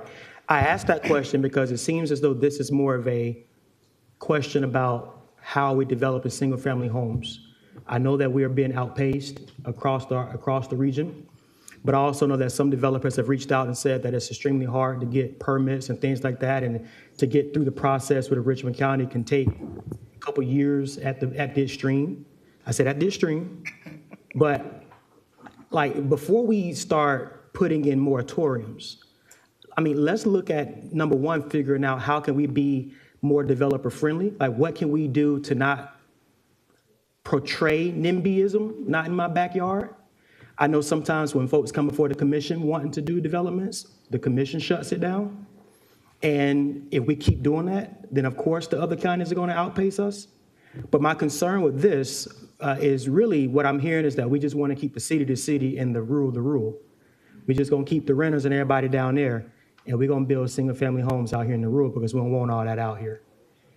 So what I want to just make sure that we are really careful with this, if this is to do a survey of the infrastructure and how we require developers to develop, I'm for it. But if we're just trying to keep one area one way and one area the other way, I think that's difficult for me to wrap my head around, especially being that South Richmond County is really the only place left for growth in Richmond County. I mean, you look at Tobacco Road, Mayor Pro Tem said there's nothing out there. I agree. We should start pushing a South Augusta development plan that includes this these mixed-use housing. I know there was a proposal out behind the Popeyes out in that area, and it was shut down, right? So what is it that we want? If we want a certain amount of single-family homes, let's direct our department to work with developers to put those amount of rooftops on the ground using some of the funds that we have. I also know that we can work with our engineering department to make sure that infrastructure is a part of those development deals. But to put the moratorium in place really concerns me because you have college students and you have people who just really can't afford homes right now. You have seniors who are trying to get out of their housing to downsize into apartments and smaller dwelling places. What happens if we keep the moratorium in place? Where are these folks going? Where are they going to go? How are we opening the door for displacement? And so those are just some questions that I think we should keep at the top of our mind while we have this conversation, because I mean, over 50% of our community they're renting and they're living in apartments. So I don't know if a moratorium on that is the answer as much as it is an inventory into how we manage infrastructure and how we manage development. And if a developer can go to Aiken County and get what they need within a couple days or whatever, Richmond County needs to get on board too. And then the commission cannot subscribe to not in my backyard syndrome. We have got to be developer and building friendly. And so those are just a few things that pops up in my head for right now. I just want us to make sure that we are careful with this and make sure that we're sending the correct message to the community. Like we don't, it scares me a little bit. So, thank you. Thank you. I'm going to go to Mayor Johnson. Thank you, Madam Chairwoman. You know, I try not to talk much, but when this item came up, one of the biggest concerns I hear about folks who live in neighborhoods is protecting their property values. Commissioner Johnson, you said something very important. If 50% of our community are renters, that is a very unhealthy tax population for our city. We should be building more affordable, more workforce housing to create more opportunities for people to live here to grow our tax base. People leave communities because of high renting populations, not in that we're trying to run people away. We just want to create an opportunity where people want to live, send their kids to school, invest in communities. And I've heard it from many of the residents. I bought in this neighborhood because I like my sense of peace out in South Richmond County. Now they're building more apartments than they are single-family resident homes. That needs to be fixed in a hurry.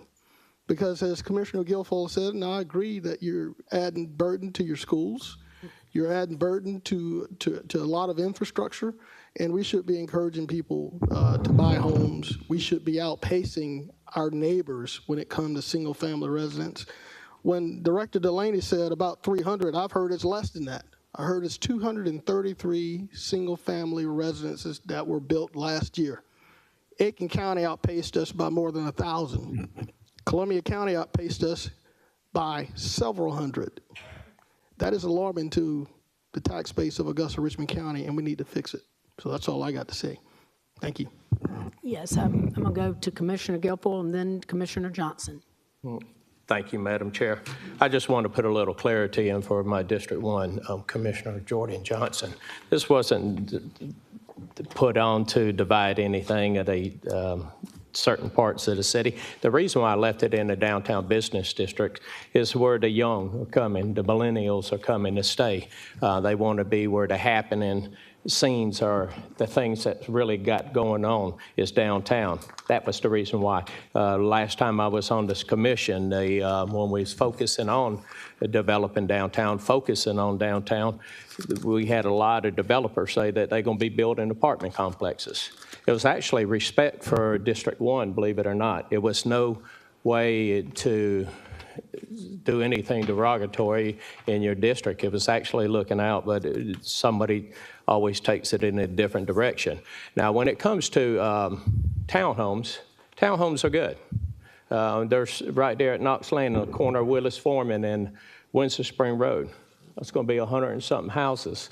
They had a challenge dealing with one of our departments. And from there, they were able to move forward, and we could, move forward with the townhomes, which is nice. People take care of them. People buy them. It's actually cost efficient to where people could get in. I mean, I can't help it if somebody's credit's bad. There's actually programs to where it helps build people's credit. Maybe what we need to do is instill in school credit's the best thing that you could work on, as well as balancing a checkbook, if anybody still has a checkbook. But as far as this, the only thing I was doing was continue on something from a year and a half ago when a lot of neighborhood meetings, they were all for it until we get here and then we hear different discussions. So it's up to this committee. I'm not on this committee. If somebody wants to move it forward without a recommendation, that's fine. If it gets shot down, that's fine. I'll just put it on the next commission agenda. Thank you. Okay, thank you. Commissioner Johnson? Yes, ma'am. And I don't disagree with what you're saying, Mayor Pro Tem, or what the mayor is saying. I agree that we've been outpaced. When you look at the downtown area, you have apartments, in which I live in one, and you have single-family homes, in which you have people who spend $300,000 or more in the central business district to live in downtown Augusta. So what I'm saying is we can get to the place where we're talking about without limiting a developer's ability to build wherever they want to build, as long as they reach the qualifications that we set as a body. We don't have to stop the development or say that we don't want the apartments just because we want the single-family homes. You can have both. So I'm not saying that we don't need to do one thing or don't need to do the other. What I'm saying, though, is, as Commissioner Pulliam stated, we have to find a way that they can coexist. Because if you have 50% of your folks living in apartments, we got to ask ourselves, why is that the case? Is it because we're not building enough affordable housing? And if we're not building enough affordable housing and apartments are their only other resolve, we have to ask ourselves, why are we not building enough affordable housing in Augusta, Richmond County? We can do that without passing the moratorium to stop apartments just because you want to preserve, as someone said, the character or the whole notion of the rule. It's going to happen. It's going to happen. You look at Grovetown. Grovetown was as rural as it is, and right now Grovetown is booming. Grovetown is breaking ground and building every day. So that's something that we have to begin to embrace and not run away from as a county. And so that's the only thing that I'm saying. I'm not saying that we're on different pages here. What I am saying, however, is it works for downtown Augusta because you have both of those types of housing in downtown Augusta. You have retail in downtown Augusta because you have diverse incomes, you have diverse backgrounds. You eliminate that goes away. South Augusta will never grow the way that we want it to grow. Thank you. Thank you, Commissioner Johnson. Commissioner Pulliam? Okay, thank you. Not to prolong this, I just have one more question. Director Delaney, I don't know if this would be to you or to our tax assessor, but we've heard taxes a couple of times. So what are the impacts from the tax perspective? Is it negative or positive, or is it the same? And I'm talking in regards to the multifamily renters versus the single-family homeowners. So there's a common misconception that people who rent aren't paying taxes. A portion of their rent goes towards the property owners, and the property owners do pay a substantial amount of taxes for those that operate multifamily apartment complexes and things of that nature. So they are paying into the tax, and they are a valuable and viable part of our community that should not be forgotten. Okay? So they are contributors. And as to a dollar-for-dollar breakdown, I don't have that, but I do know that every single apartment complex pays into the business licenses, they pay into utilities, they pay into the tax base in general. So, that is there. And then we did actually CO over 300 single-family residences in 2024. So well over. So, and then in addition to that, in regards to the potential for displacement, the comprehensive plan, as you all know, was written in-house. Within every single district or character area, we identified where there was a need for different types of housing, a variety of housing types. So there is no intent or desire or demand to displace anyone, to the fact that we actually incorporated across the board in a lot of our character areas. What we want to be mindful of is how we get there.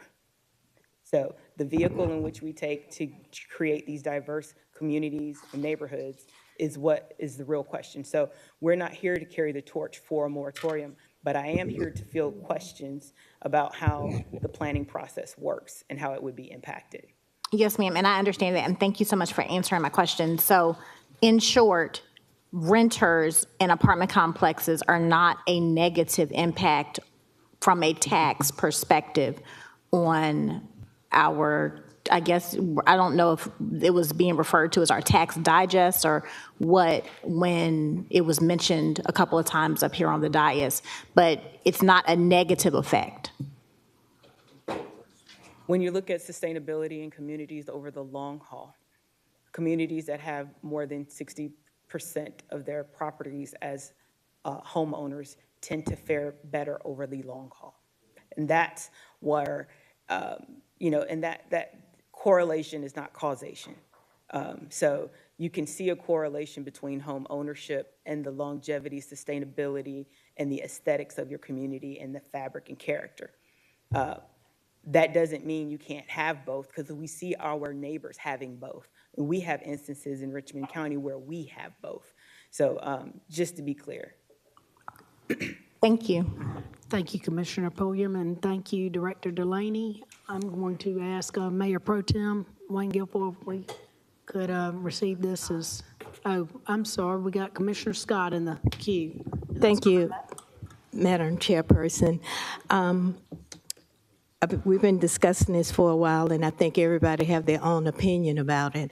I think what we should do is probably come up with a committee to include the building association. Just have a meeting with a couple of people who have some interest in doing, making this happen. I think one thing that we're not doing is we're not building fast enough. I'm not sure why, but I think that's something that we need to do, look at doing some fast building for some ownership for people. And I do believe, if I wish I can sell my family property and move into something small, because there are an aging group of people that just don't want to deal with the grass and all these other things that we have to deal with. So I think we can receive this as information, and then perhaps instead of kicking it down the road, coming back every committee cycle with the same discussion and ending up at the same way,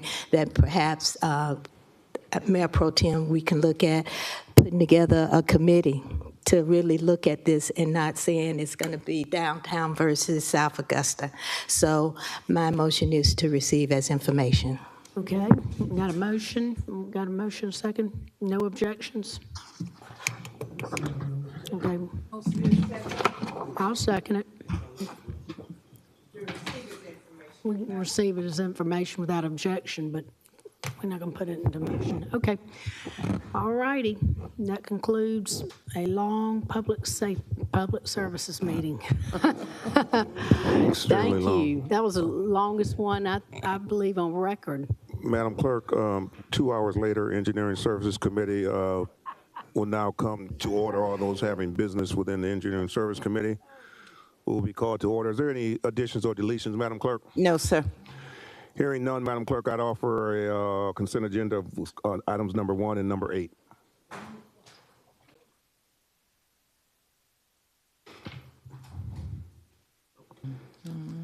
I will look for from my colleagues.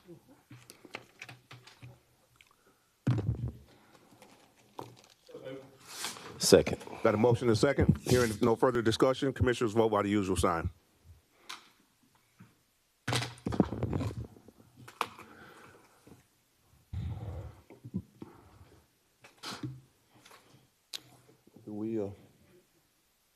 Mr. Guilfoyle. Mr. Johnson. Is he out? He's gone. Okay, we have 3. That motion carries with Mr. Johnson out. Madam Clerk, top to bottom. Okay. Item number 2 is to approve a supplement funding, supplement number 4, in an amount not to exceed $15 million for Hurricane Elite debris removal services to Ceres Environmental Services, Inc. Also approve use of general fund balance to fund these services. Who's here to speak to this item? Hello? I can speak to it, Yes, Commissioner. ma'am. Madam Administrator? Yes, sir. So this is just additional funds that's going to be needed for the requirement of taking out of the debris. So we have looked, and this is, hopefully, we spent about $28 million thus far on this project. We're looking, hopefully, that this will close out the debris pickup. So the $15 million is from the funds that we anticipate receiving back from FEMA? Is that what you're saying? Yes, sir. Is the city putting that up front, and that's a reimbursable item, or is that monies that have come down in lieu of? It's a reimbursable item, but we have been told that we should receive those funds before year end, so we would not have to have a problem in getting that paid. And Ceres is the company that is responsible for debris removal, or are they the monitoring service? Debris removal. So in order for them to get more money, we need to still have some debris removed. Yes. Yeah. So we keep talking about final passes and final passes. We certainly can't be at final passes at this point. We're still giving them more money. Is that correct? You're saying what now? We can't be at a Mason? final pass if we're still giving more. We're still putting more, $15-20 more million in their pocket. Well, we expect that they'll have additional debris to be removed. Even though we've announced final pass, every area, we still have some areas that might have hot spots and things of that nature that we still would have to remove. A little And this confusing is when we not, say final passes. Final usually means final. It's usually what that means. you're exactly right, but you have to. Maybe we should change the terminology. You're exactly right, but you have to declare it like that to be FEMA reimbursable. So you have to announce it like that when you're going from one area to another and removing the debris. And if that's that last area, you have to call it the final pass. Okay, so when we see, for instance, I'll use Windsor Spring as an example. It will clean up one day, and then the next day it's back out there. It's not back out there, but there's more. Maybe you'll have the prison crew that are helping clean up some of the areas where it's trees are have been on lines or they're leaning or what have you, and then they clean that up and they put on the side of the road. What is that considered? I mean, because the truck has already come by 2 or 3 times, or they're coming by again and again and again, because Windsor Spring is now filled back up with debris, whereas it was cleared up like 2 or 3 times ago. Yes, we have sent the inmates. They have been providing us assistance in getting some of the trees and some of the debris actually put to the right-of-way, and we will have Ceres go back and get those.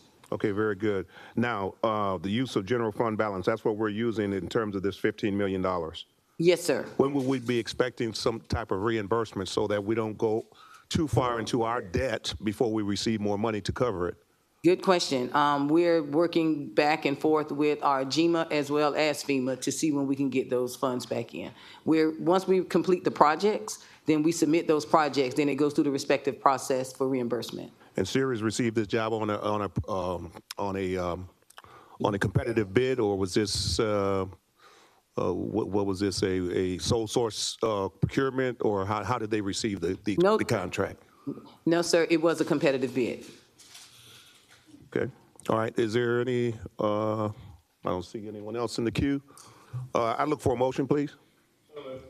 We got a motion. There's a second. Got a motion and a second. Is there any further discussion? Hearing none, commissioners vote by the usual sign.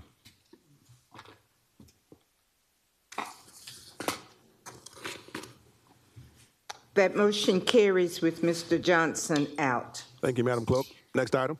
Item number 3 is to approve supplement funding, Supplement 5 in the amount not to exceed $3.728 million for Hurricane Helene debris removal monitoring services with Goodwin Mills and Kaywood, Inc. Also approve use of general fund balance to fund these services. Okay, and so now we're at $18.728 million of general funds to be kicked out.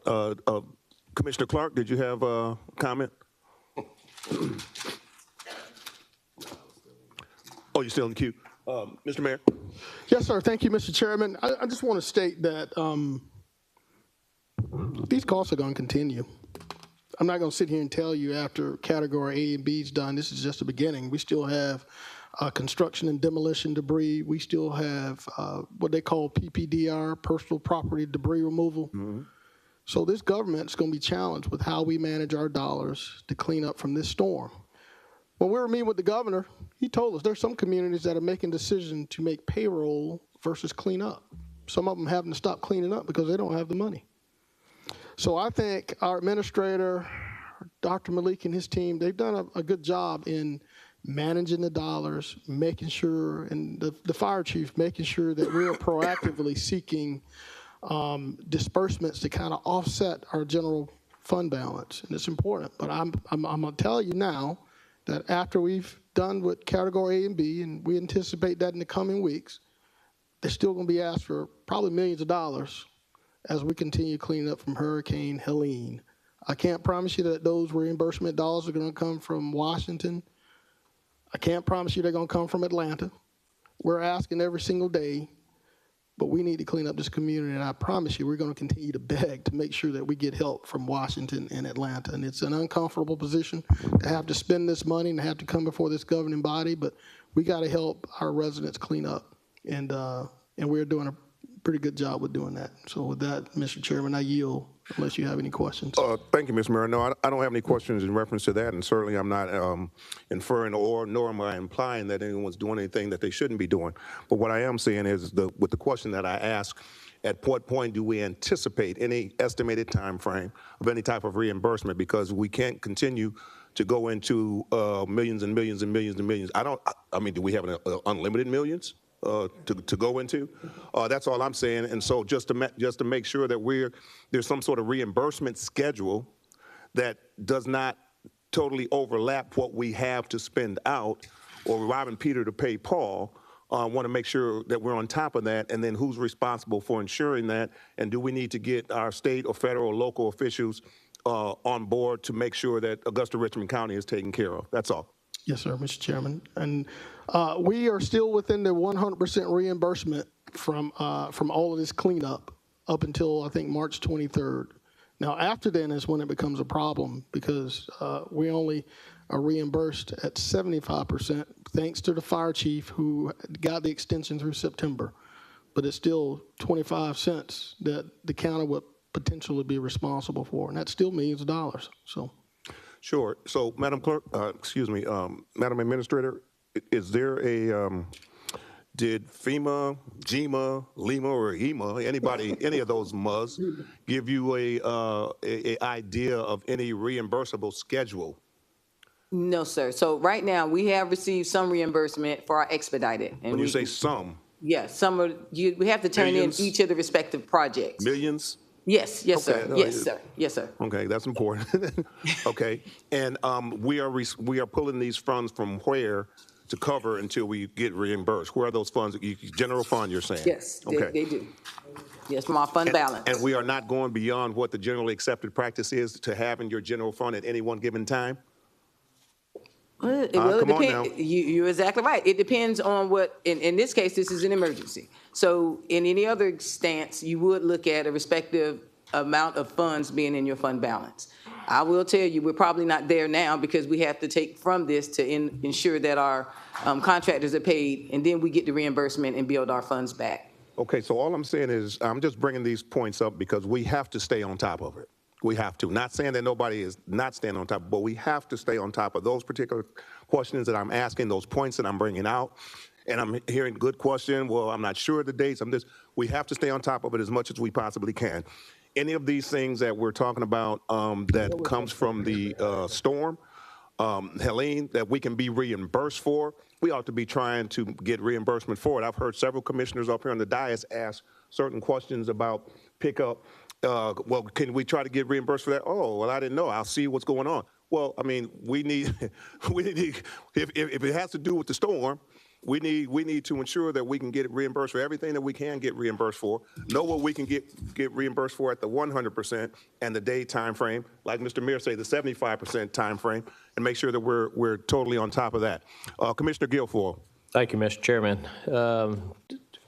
Need to ask the administrator a question? Yes, sir. Thank you. Madam Administrator, as far as we hired the company Tetra Tech to locate and find money, FEMA money that we could recapture, how is that going? And we've been, 30 days in now? Tetra Tech has been a terrific company to work with, Commissioner Guilfoyle, and that's what I was going to mention to Commissioner Mason. Good. They have been working with us to make sure that we follow the process and that we do not have any opportunity to lose any respective funds, so we will be reimbursed. They've been working very diligently with us as well as the various department heads, and they verify everything to make sure it's within standards for GMA and FEMA approval. Okay. As far as reimbursement, we already have started receiving reimbursement at this time? Yes, sir. We have received 16 million back. That's it? Yes, sir. All right, thank you. Thank you, Mr. Chairman, and motion to approve. Okay, just one other comment, because see, through this whole process, GMC gets paid, Sears gets paid, all the everybody gets paid, but we wait on a reimbursement. You understand what I'm saying? So contractors are happy and fat. All the ones that we've contracted in with are happy and fat. As well they should be, they're doing the job. But the fact of the matter is that we don't know if we're going to be happy and fat at all. We probably won't be fat. We probably won't be happy. We're going to be real lean and thin. Hopefully not. Mr. Mayor, go right ahead. Yeah, Mr. Chairman, I will acknowledge that these contractors in many cases have worked for sometimes as much as 60 days without getting paid. So it does take a while to get them paid. But you're right, they do get paid. And just know that our team is working diligently to make sure the city of Augusta gets reimbursed. But it's a considerable cash outlay for them to pay their drivers and all of their overhead. And I know in many instances that they've gone a long ways without getting paid, but we certainly have met our obligations. So thank you. Thank you, Mr. Mayor. We'll be looking for a comprehensive report at the end of all of this to ensure what we paid out versus what we received in, of course, at some point in time. Madam Administrator, did you have something else to add other than that? We've had a motion up here. No, sir, I'm just going to say we will have that information to you. Thank you, I appreciate it. We had a motion. I didn't hear a second. Second. We got a motion and a second. Is there any further discussion? Hearing none, commissioners vote by the usual sign.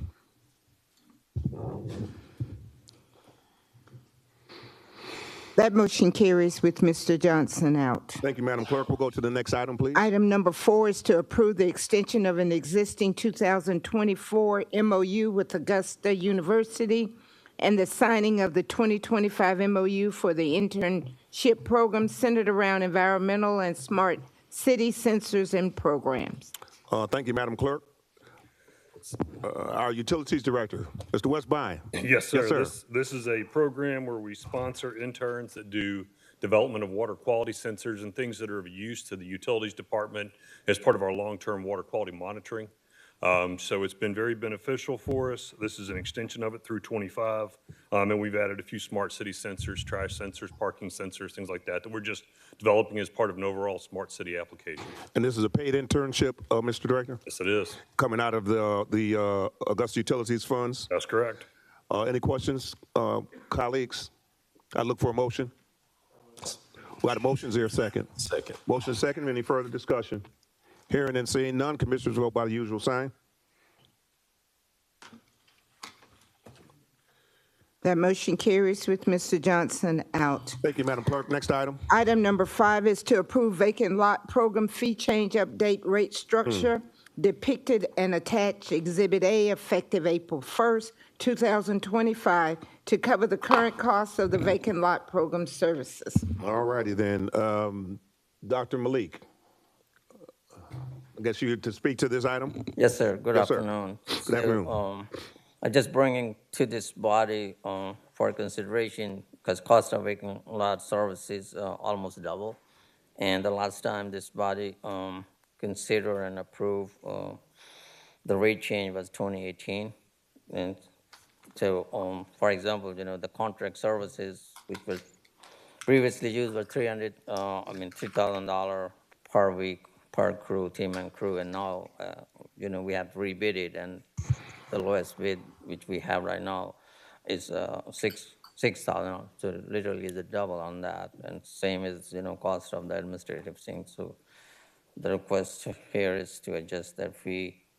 Really, primary is will affect the bottom of the chart is like vacant lot contract services presently is $200 per hour, and the request is to adjust to $350. That's going to more in line, get with the services costs we have at present, and similarly is the adjustment into administrative costs.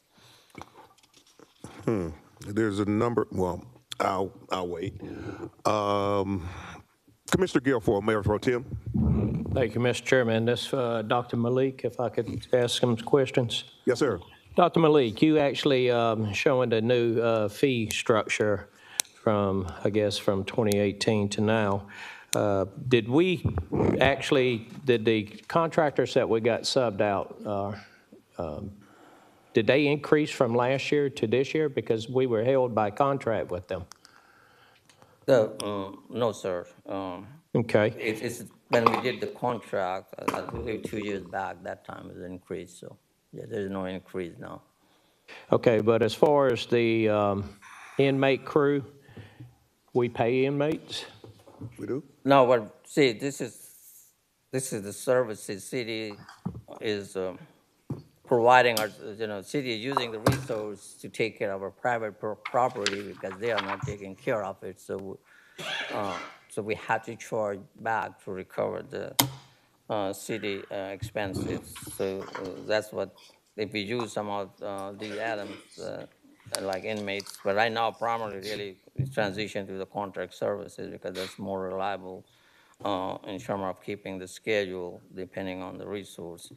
So we actually paying our contractors that we have, our vendors, more than what we were doing since 2018. They went up on their fees, but we didn't go up in 2018. Would that be correct? We absorbed it. Speak to 2018, but say the contract was done, I believe, in 2023. And it went up. Okay, so within the last year and a quarter. Yeah. So the vendors went up on their price and we reflect and pass it on? Yes, sir, yeah. Can I ask you a question? Who are we passing it on to? To the property owner who owns that particular parcel. So there is a process. First is to give them 14-day notice that they need to take care of their property. And then if they don't do it, then we mobilize the contract services, and then that's included in the bill, annual, we'll be send it out to them. So few people, maybe 10%, they come back and take care of themselves, Okay. part of that notification. So, Dr. Malik, when we was talking about demolition of houses a couple months back, and I asked, I said, how do we recapture our money? We spend $500,000 a year, and I think we got $3,600 or something like that, or $36,000 after spending $500,000 on the demolition of houses. What is our recapture on these vacant lot clearings? Let's say the last 2 years. I imagine you spent Yes, sir. $125,000. I don't know. Now, see, this is the different process than the demolition. So this built into our solid waste annual billing when we send it with the property tag. So last year, 2023. Dr. Malik, I didn't understand what you just said. So let me repeat it again, sorry. So this process is different than demolition process. Okay, vacant lot clearing is different. Yes, sir. Yeah, so, so the charges, which are the expenses we have on the vacant lot, we bill to that parcel as a, with the solid waste, which is $350, and $320.50. And then these charges are added to that charges because it goes on the property tax bill as a one-time expense on that, and then we recover that way. So in 2023, it was budgeted $350, and the recovery was $236,196. In 2024, again, it was budgeted $350, and we spent $350. And our recovery was much better, actually, because it does include administrative costs. So the recovery was $396. So what the department is doing is we basically recirculating as a revolving fund. We're putting back into the program. So like this year, 2025, we put it back $350 again into the program, and we try to recover it. So the overall burden seems like it is reducing, and that this increase in fee will actually help more into to get this program even more effective. Thank you, Dr. Malik. Thank you, Mr. Chairman. Commissioner from the 8th, Commissioner Garrett. Thank you, Chairman. This question is also for Dr. Malik. So just to sum up what you were just explaining about the recapture of these funds, there is no burden to the taxpayer. It goes on the specific property owner's bill, correct? So I won't call it burden. It's the recovery of the costs, which city already anchored on that. So it's, yeah. So if the homeowner is willing, that's what the notification is, willing to take care of their lot, and that's what our preference is. They can take care of the lot, and then, we don't have to do anything. All right, and so with the increased fees that you're wanting to charge, will you see the amount of vacant lots that we're able to cut increase? Probably somewhat, because the cost of services also went up. We're looking at the number in 2024. Like if we keep up the same pace in the recovery, I will say, it will go up somewhat. So if the fees stay the same, are we going to see a decreased amount of service?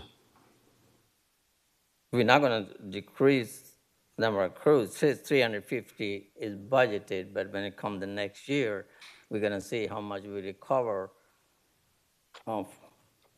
Let's say, spend 350 this year, and we recover only 200. So that will go back to the program. So there's a shortage of 150 if we want to build. So that has to come from environmental services, other budget. So that means 150 has to compete with other needs the department, the operation may have. Okay. Thank you. Commissioner Pulliam, District 2. Thank you so much, Mr. Chairman.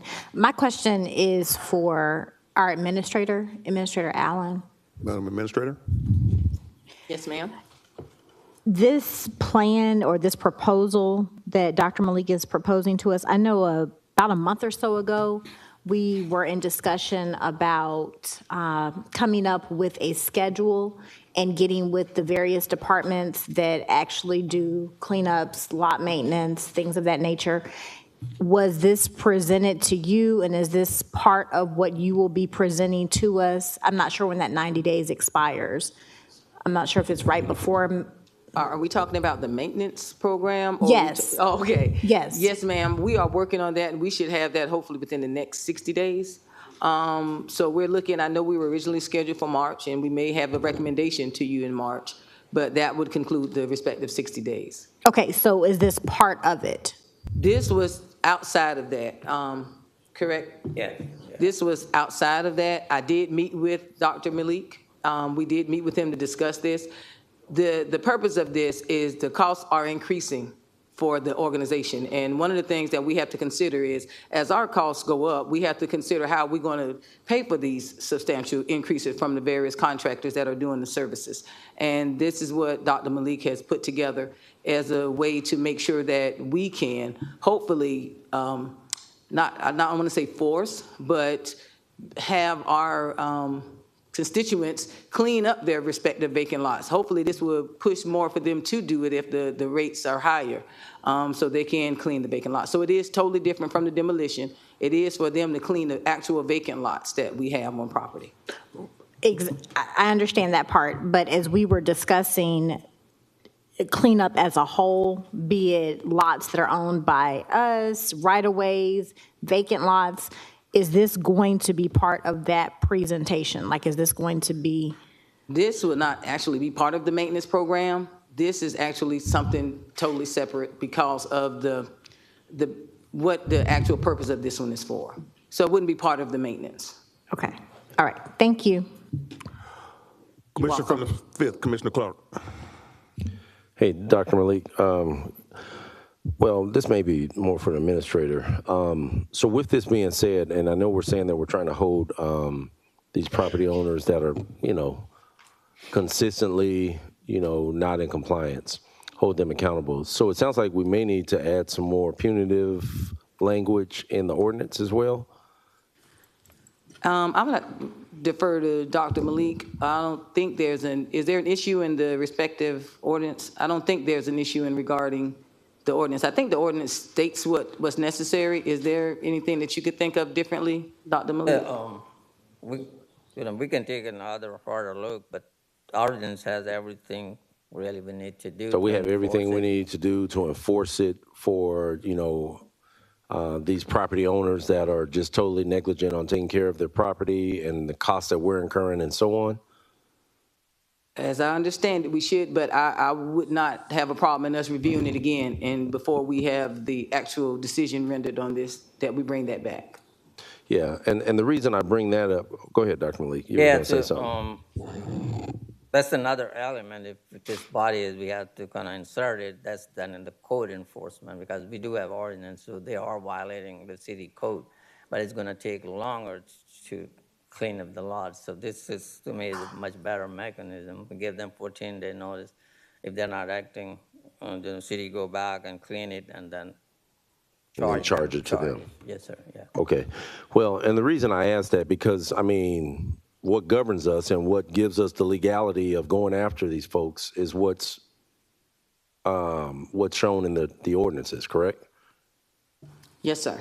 So I get it. I know we're talking about the rates and everything, but if we're going to do it, let's go ahead and do it holistically to where we make sure that the ordinance still is intact or gives us the right to really go after folks, and we have something that corresponds with this plan that Dr. Malik is talking about. Because right now, if not, then we're still going to have to go back and update that.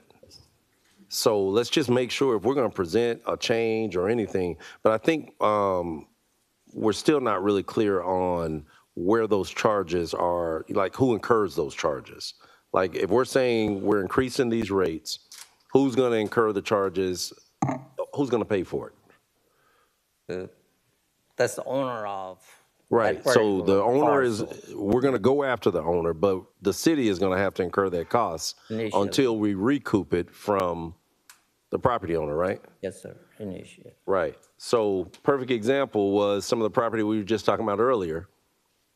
Property owners aren't there, dead, nobody around. So that means the city is carrying the cost of this. So I think that's what everybody was really trying to get an understanding of. So we're going to increase these rates. Basically, we're saying we're increasing the rates to us if we can't find the property owner.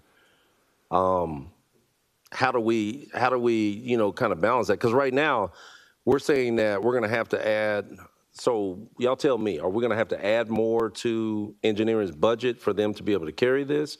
Is this something that we're looking to add to ancillary costs or trash bills? I mean, help me understand it. How are we going to do this?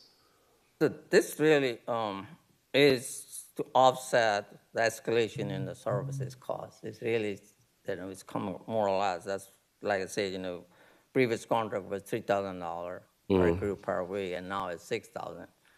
And so we were paying $200, or charging $200, Right. and now it's $350. It's actually, if you go with the same ratio, it should be $400. Yeah.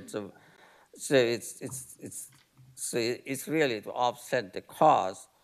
And let's say, the recovery, at least see we recover 97, 98% of that.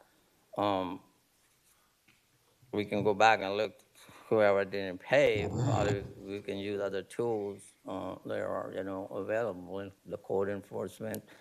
The city has a standard code that apply to any violation. I believe it's $1,000 a day or 6 months prison. That's the standard. That's the provision city has for violation Right. of any city code. Okay. Yeah. Thanks, Dr. Malik. Thank you, Madam Administrator. Commissioner from the second, Commissioner Pulliam. Thank you, Mr. Chairman. That led me to a few more questions as it pertains to property owners that are out of town. So I know we've discussed in the past, how do we go after those respective owners that are not in town and how different rules may apply to those property owners. But when we're talking about spring and summertime in Augusta, Georgia, we know that those lots need to be cut about every 3 weeks, honestly, every 2 weeks. So are we going to do a cap for each property? Because there's properties in my district where unless we cut them, they don't get cut. So there are lots that have just been abandoned, for lack of a better way of stating it, and they're always overgrown. So are we going to put a cap on each individual lot, Dr. Malik? Is that the plan? So it's a level of service, really, that's what we're talking. And that's tied to the resource allocated, it's $350. And then some lots are cut twice, maybe 3, but not more than that. Yeah, it's not at the frequency, Commissioner, you mentioned, we will not, get there. We had that discussion during the solid waste, adjustment in detail. So right now, basically, the max probably is a 2 cut in some of the lots, especially in District 2, some of the area. We already have flagged those lots, where those are. And actually, we have the plan. If we go that plan, we have to double 350 to 700 or maybe 800 to really get to the level of service, which really, Commissioner, you kind of mentioning. And so to my colleague's point, to Commissioner Clark's point, as we're looking at our ordinance, and I know some of this may be more state than it is local, I'm not sure which, so I'm looking at Attorney Plunkett, but being able to go after out-of-town property owners where we're having to cut these lots multiple times, we're gonna cap it, but then the lot still looks horrible. So how do we figure that out in our ordinance and as we proceed with whether or not we approve this? Attorney Plunkett. Commissioner, one of the things as I was listening to this conversation, some other things earlier today, I had been working on a memo, and I want to complete it with this here. I think there's a little bit of disconnect on what the difference between a tax sale versus nuisance abatement versus blight versus cleanup fees. And so what I'm trying to do is get a fairly short white paper so that y'all can understand the various tools and why they're used in certain circumstances versus other circumstances. And we will incorporate parts of the ordinances, and y'all can see, and you think it's not sufficient, but I think that's really kind of a global understanding of what are tools available to y'all, because it's sort of, it's not even really recommendations. It's like, we're going to do this on this one and not on that one. And I thought it might be helpful just having heard this conversation today and before. And so I don't know if that's responsive to your question. It is. But down the road, I think it would help respond to it. Okay, all right. Thank you so much, and thank you, Dr. Malik. Thank you, Attorney Plunkett. Thank you, Attorney Plunkett. Commissioner Pulliam, District 5, Commissioner Clark. I know we have a request in here to make a motion to approve this, but I'd like to make a motion, a substitute motion to. It will be a motion. It'd be a motion? Okay, thank you. Well, I'd like to make a motion that we wait until we receive the information from legal, along with the information that we're going to receive from the administrator and Dr. Malik about the ordinance changes, if needed, before we make a decision on this. So your motion to defer to General Yes, ma'am. Counsel and Yes, the ma'am. engineer for further? Thank you. Okay. There's a motion. Is there a second? Got a motion and a second. Is there any further discussion? Hearing none, commissioners vote by usual sign.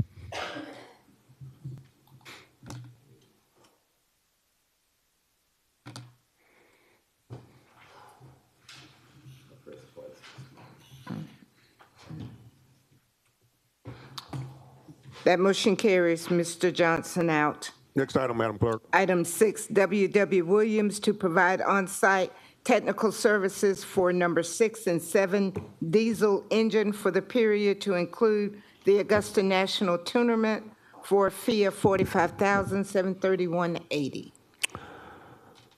Director Bynes. So this is, obviously during the hurricane, we learned a few things. Part of that was you did a complete rebuild of diesel number 7. Diesel number 6 was brought back into compliance. We have 3. I have no expectation that there will be issues. However, given the high-profile nature of the tournament, I've requested that a mechanic from W.W. Williams be on standby for the entire week, and it's very expensive. But I will have them here in the event that I had to run them, and I needed them for some reason. And so it's a request to fund that so that we have that backup contingency in place. And that fee for that week is $45,000? Yes, sir. Well, I'd love to have his, well, anyway. But No, we're working on a long-term replacement plan for the engines that don't have a proprietary component. Those are proprietary with proprietary service. Roger that. Commissioner Guilfoyle, Mayor Pro Tem. Thank you, Mr. Chairman. Wes, there's nobody in-house that services these units? They are the, W.W. Williams is the approved vendor for Detroit Diesel. And this office is out of Is this a Columbia. sole source? Yes. They are the approved vendor for Detroit. It's crazy. And again, if we don't do it, they'll be in Columbia. Obviously, we would be in a queue if we called. Again, I don't anticipate needing them. I'm just buying insurance. So both engine 6 and 7 is in operation right now? I just was requesting the status update on the turbocharger on number 7. They were reinstalling it this week, and I don't know that it's been test run yet, but 5 and 6 are operational. And so how many diesel engines does it take to operate the county? All 3? Firm capacity would be 2 reliably. We could operate on 1, as we did during the storm, as long as it's running continuously. Right. But as a water person, I don't ever want to get the system out of balance again. So I would say 2 of those 3. All right, so you'll find out this week if 7's up and running. Yes, sir. And so if 7's up and running, we don't need to proceed forward with this, correct? Because you'll have 3 up and running, 2 to maintain, 1 you could do. Again, this is just bringing it forward. I have requested this from them personally, said, give me a price to do this. I'm in the wrong business. Thank you. Commissioner from the 5th, Commissioner Clark. Hey, Director Bynes. So right now, when's your status coming up on 6 and 7? I should know something by tomorrow. All right, tomorrow. So, yeah, let's. I'd like to make a request since we're really dependent upon this report on even if we need to spend this $45,000. I would hate for us to make a motion to approve this and we don't necessarily need it. So I like to push this to the full commission, and we can make the decision then, based upon the report that Director Bynes and teams provides us. That's in the form of a motion. You want to do it without objections? Without objection? Without objection, yep. Well, I have a question. All right.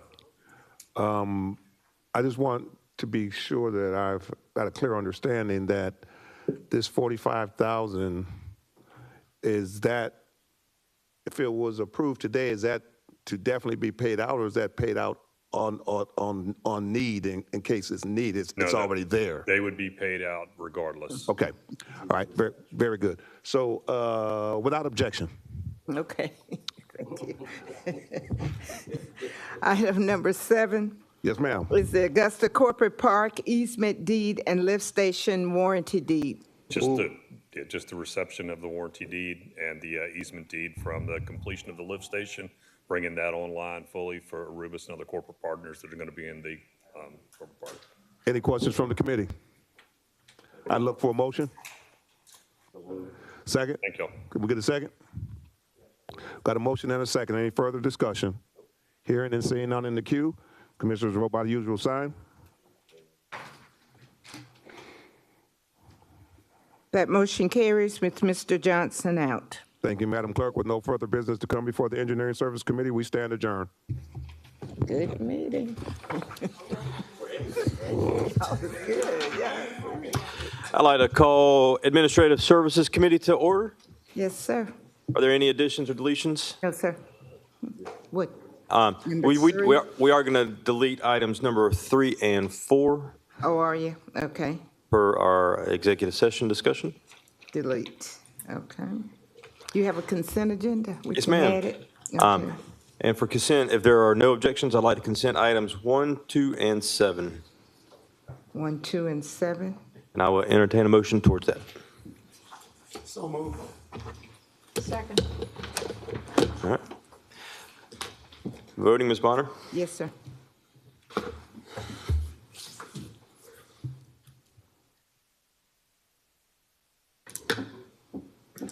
It's unanimous. All right. Top to bottom. Okay. Item number 5, consider a request from Chief Probate Judge Stacy Y. Johnson to add a fee to the court filing fees for each civil action filed Wrong with the committee. court. Oh, I'm in. Yeah. The judge got excited. She's like, finally. I know, when he said 7, and I thought, wow, okay, it's not on here. But anyways, I trust you. That was a good trick. Thank you, sir. Number 5, present 2024 statistics for the constituent-initiated request for services.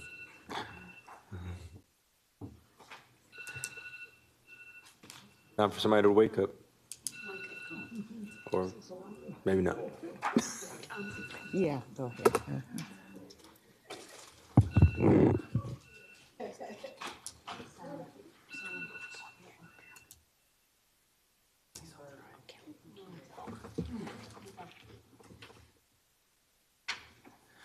All right, Ms. Walker, how are you?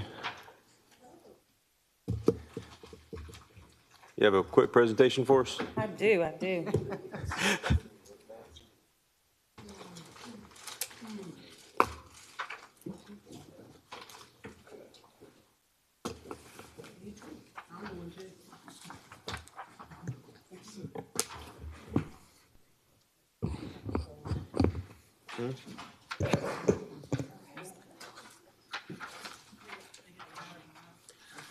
Whenever you're ready. Okay.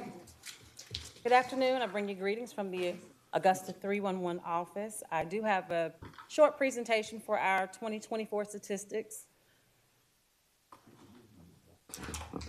All righty, so I'll start with our mission statement, which is to provide, Augusta 311 will provide residences, businesses, and visitors with transparent access to all of Augusta's services and information, and we try to do it as timely and as efficient as possible while providing exceptional customer service. Now, this is a quick preview of our statistics for last year. Over 196,000 calls came in, and that is over a 24 by 7. Of those, 127 were actually during operating hours. So that shows us that there's a gap of probably about 70,000 calls that we're not capturing. At some point, we'll need to decide as a body, do we look at a 24 by 7 operations? We may even want to engage our citizens to see what services they need, or if there is a need for future expansion of our services on a weekend or 24 by 7 basis. Our emails, we received over 2,000. Our mobile app, 3,400. Our web portal, we received over 2,600. And last year, we implemented a new AI technology, a chatbot, and we engaged with over 4,200 residences using that service.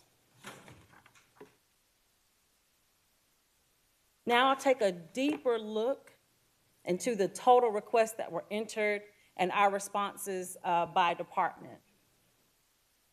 So the top of this screen here, it actually shows what I just said about the 196,000 calls. It shows our abandonment rate. Not only do I want to be responsive or provide information for the departments, but I also want to make sure that you understand how we're performing as an office. On average, your citizens wait about 2 minutes and 42 seconds before they are able to speak to a representative, and that is during high call volume.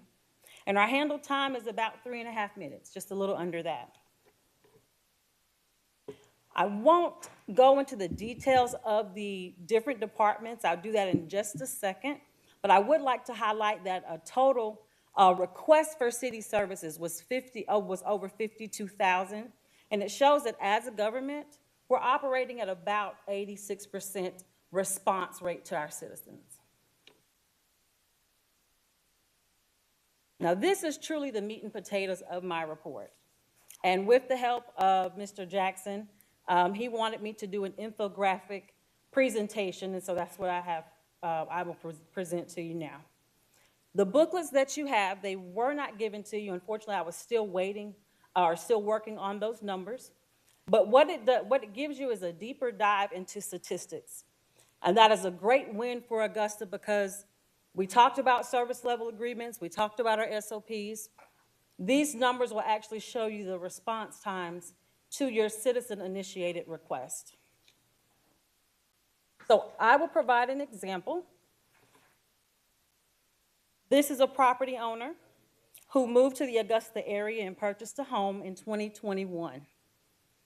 The resident has 2 children, and they enjoy the outdoors in their leisure time. Now, there is a stray dog that oftentimes gets into the trash can. They have no idea who the owner of that dog is. That represents the 936 calls from animal services that 311 received last year. I'll go on and I'll talk about the kids. She has 2 children. They love to play outside, but they are not from the area, and they didn't know that basketball goals couldn't be placed at the road. Of course, it provides a traffic hazard, so the sheriff's office had to arrive and tell them to make sure that they stayed clear of the right-of-way. There's a neighborhood park and community center. The kids they love to use it, but the last time the little girl visited, she was bit up by fire ants, and the basketball goals, they were all bent. Now, this report also shows opportunities for growth, because only 187 requests were captured for the entire year. Of course, our Recreation and Parks Department is doing way more work than that, but there is a missing piece between being what we are promoting and what they're actually putting into the system. So that's an opportunity for improvement.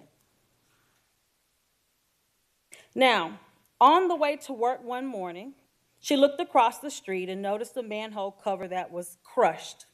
She was able to call 311, and within 2 weeks, they had the manhole cover replaced. That represents your utility calls that you see at the bottom. Well, we received over 2,100 of things that were related to that. Now, she recalled a year or so ago, tires were dumped right up the road from her property. She actually saw that truck pull up and leave the tires behind. You know, she saw on the news where the marshal's office was able to prosecute that business. I'm so glad she contacted Augusta 311. With increased grocery prices, this resident is lucky to have a transit stop right on her street. You'll notice that only 33 requests were created last year for transit. There's another opportunity for promoting that while you're riding the bus, you can call 311 for city services. Now, she also told me that she asked about an abandoned house that was on the street right before she purchased her dream home. And the realtor told her that they were in the process of speaking with potential buyers, and that was no concern. That's now been 4 years ago, and that abandoned house is still an eyesore. She was able to contact 311 and received information about where they are in the process and deciding what they'll do with that property before it affects her property value.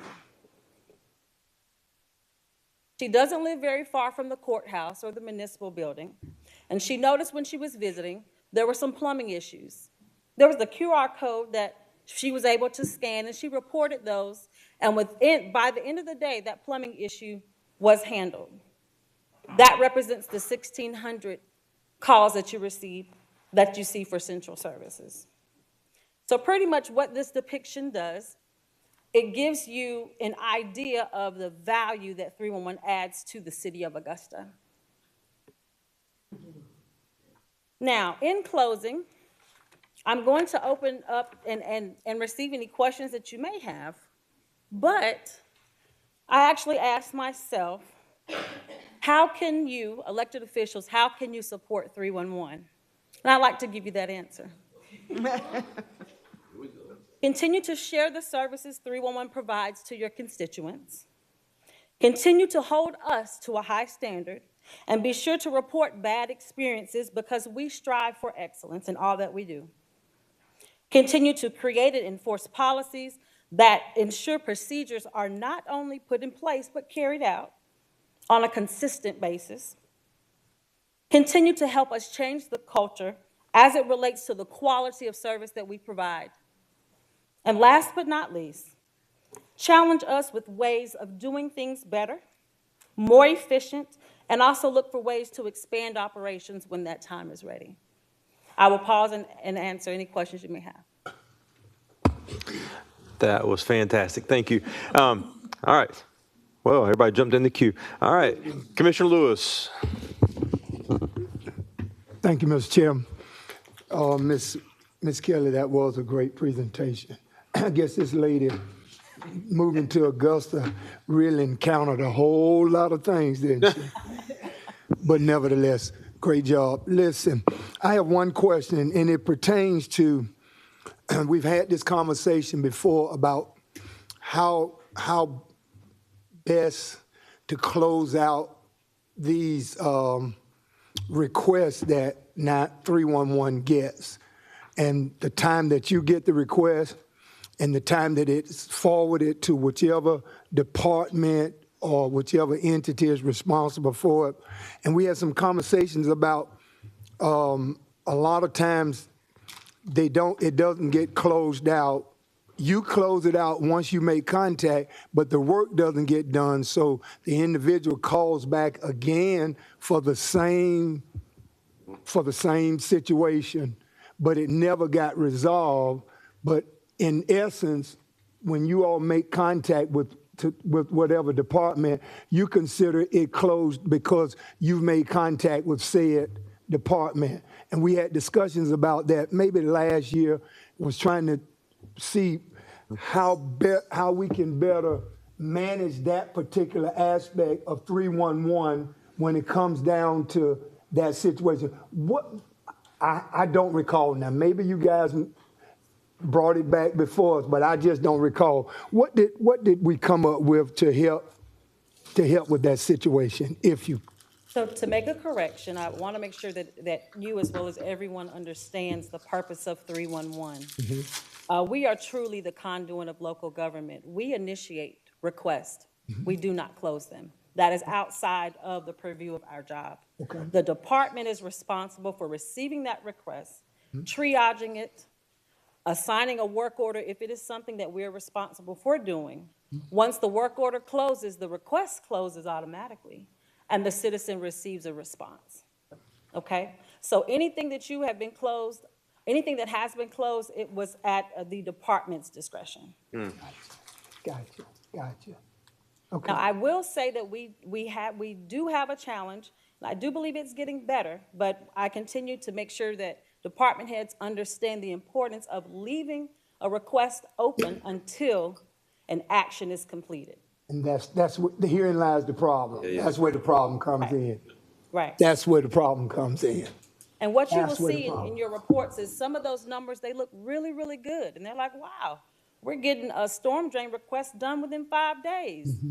We closing it in 5 days. It may not be done, but the system is just that. It's going to depict, it's going to give us a picture of what we're doing. Yes. So there is still some human element, and that's where the accountability piece comes in. We have to make sure that our supervisors, frontline managers, and especially the department heads are holding their employees accountable for the work they do. You know, Ms. Walker, I appreciate that, and that's what I wanted to convey. That's what I wanted to have conveyed here today. So all of our department heads are listening to what is being said right now by way of what the expectations are from them in being the go-between between 311 and getting the job done, whatever the request was. So that's why I asked the question. I almost made it rhetorical because I knew the answer, but that's what I wanted to be made known, okay? So I appreciate you. Thank you again. Thank you, Mr. Chairman. Thank you. All right, Commissioner from the second. Thank you, Mr. Chairman. Thank you so much for your presentation. I absolutely love 311. My numbers reflect it. Just like to point that out. My question is, are we still giving work order numbers upon request? We are. Okay. And it's the request number that 311 provides. Okay, awesome. I had a few constituents that said they asked for them and it wasn't provided, so I did want to clarify that. So keep in mind that in most cases, 90% of the time, we have a system in place that can give a request number. Anything that goes into our LMO system, and I mean that, if you can look at the numbers, over 35,000 requests were put in for this system. That system is ancient, it needs to be updated, and it has a lot of limitations. If you look at the numbers, that is the only area where we cannot provide statistics for when things are open and when things are closed. And the presentation that I have and the documents that you have, they show that. That's the only one that we can't. So until that system kind of catches up, there will be limited in what we can provide you. Okay, but are we on task or on target for getting everyone in sync? I know when we had those conversations in the past, it was a matter of some of the departments saying that they weren't able to transfer or translate what they were doing into the 311 system. Whether or not that was correct or incorrect is neither here nor there. Are we getting to a point where our systems are speaking to each other and they're in sync? I believe that the only system that we don't communicate with is LMOs. So I would have to I don't know if Dr. Malik is still here, but he would have to speak to his future plans for that system and its limitations. Okay. So that may be a conversation that we need to have sooner rather than later with our administrator in finding ways to do that. I would like to see that happen, just to make sure that we continue to have positive results from 311, because I push it every time I open my mouth. 311, 311. Okay, thank you very much. All right, Commissioner from the fifth. Thank you, Mr. Chair. Hey, so, Ms. Spencer, I appreciate you greatly, for sure. So now you're kind of talking my lingo, operational metrics, looking for ways of making things more efficient and improving. So, Madam Administrator, we may need you for this one. I know we've, like Commissioner Lewis may mention, we've talked about this for a number of times, but I think we need to really kind of put some definitives in place to resolve the inefficiencies that we have in the process. We know there's a disconnect with some of the departments. No need to call them out or whatever, but we do need to address it because just like Commissioner Pulliam was saying, it's great that we have the service. It's great to even see the numbers and otherwise, but where we really have the issues and where our phones get lit up are those points of pain and those points of issue. And a lot of the calls I'm getting are probably from some of the departments that you all don't want to say right now. And we're having to address and call and deal with those, you know, on a consistent basis. But I think for this one, we need to be very intentional with just really kind of bringing some solidification to this. If we need to establish some internal service level agreements, service level objectives, so that we can really start holding our departments to a higher degree of response time. And then we also have something to really follow up with on what is our restoral rate? You know, what is our rate of response? You know, what is the rate of even communicating to the constituents themselves? I think what I hear on a consistent basis is people call 311, they're excited about it because we're all saying the same thing. Call 311, call 311. But I can't tell you how many times I've heard I've called 311 10 or 15 times and made a, call to them, and I still haven't gotten anything resolved. That's why I'm calling you, Commissioner. So I think in that regard, we need to really, really kind of just like, let's skip over the feelings getting hurt. Let's skip over the I want to do it my way and all this. If we have a process in place that is intended for the constituents to flow through and into our services support, then we need to make sure that we identify the kinks, unkink it, and let's add the efficiency. If we need to get some software that is consistent across the board, I think that would be a great start. But we can't do it where I'm in a silo, he's in a silo, she's in a silo, and then the constituents are waiting for, because they don't really know or care about all the internal kinks, but we have to work that out. So my whole thing is, and I know I've kind of gone on a little bit more, I like for us to really identify, because we talked about the great numbers and the great response and otherwise, but I want us to get into the ugly, and let's resolve those issues. So if we can kind of get a list of the challenges of where they are and of the recommendations of resolving those.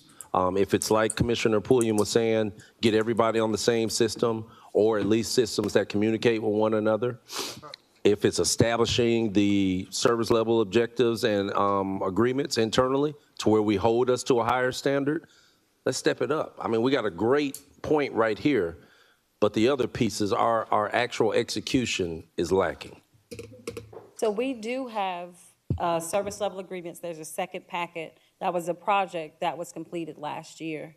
And you can get a copy of that as well. And this is really the launching point of that, where you're seeing those statistics. If it is available, you can compare it to what that service level agreement is and how the performance is for that year. And it can be broken down by district. That information is available as well. I just had to kind of give you a quick and dirty, presentation right quick, but the numbers are there. Mr. Chair, can I finish one more point? Quickly. Thank you. Quickly, and we've been here how long? Stop playing. Stop playing. But, yeah, I know he was. But the other piece about it, too, you made me lose my train of thought with that. I think also, too, the constituents would benefit, along with us, with some level of dashboard or something they can interact with, right?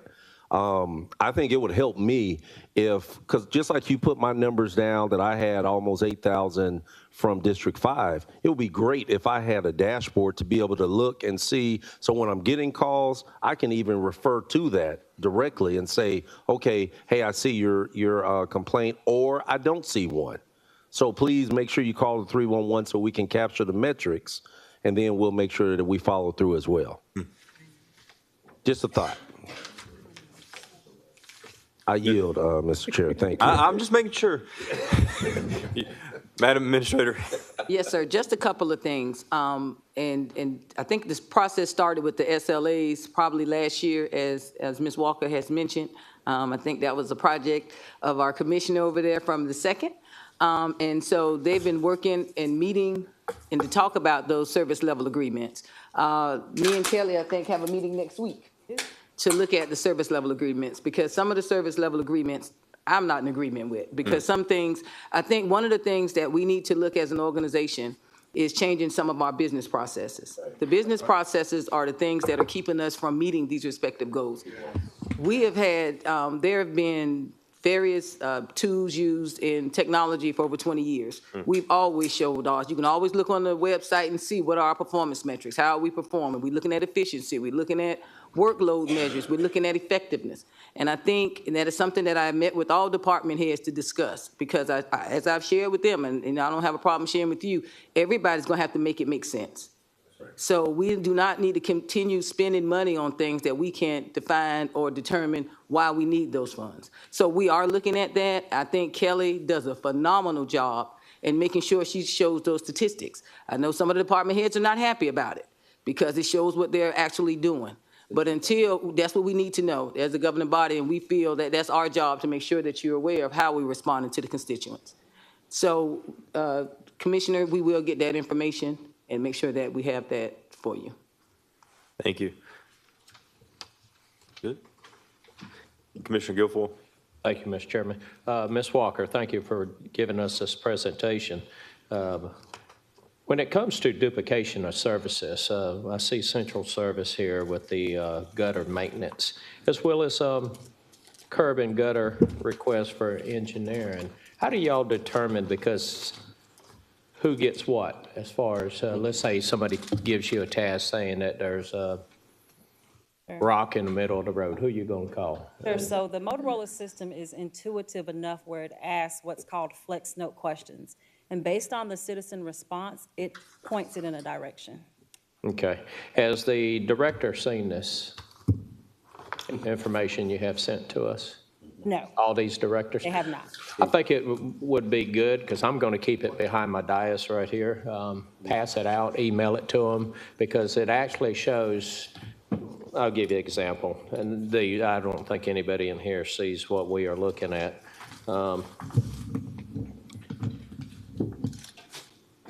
Gutter maintenance, you had a total of 16 complaints.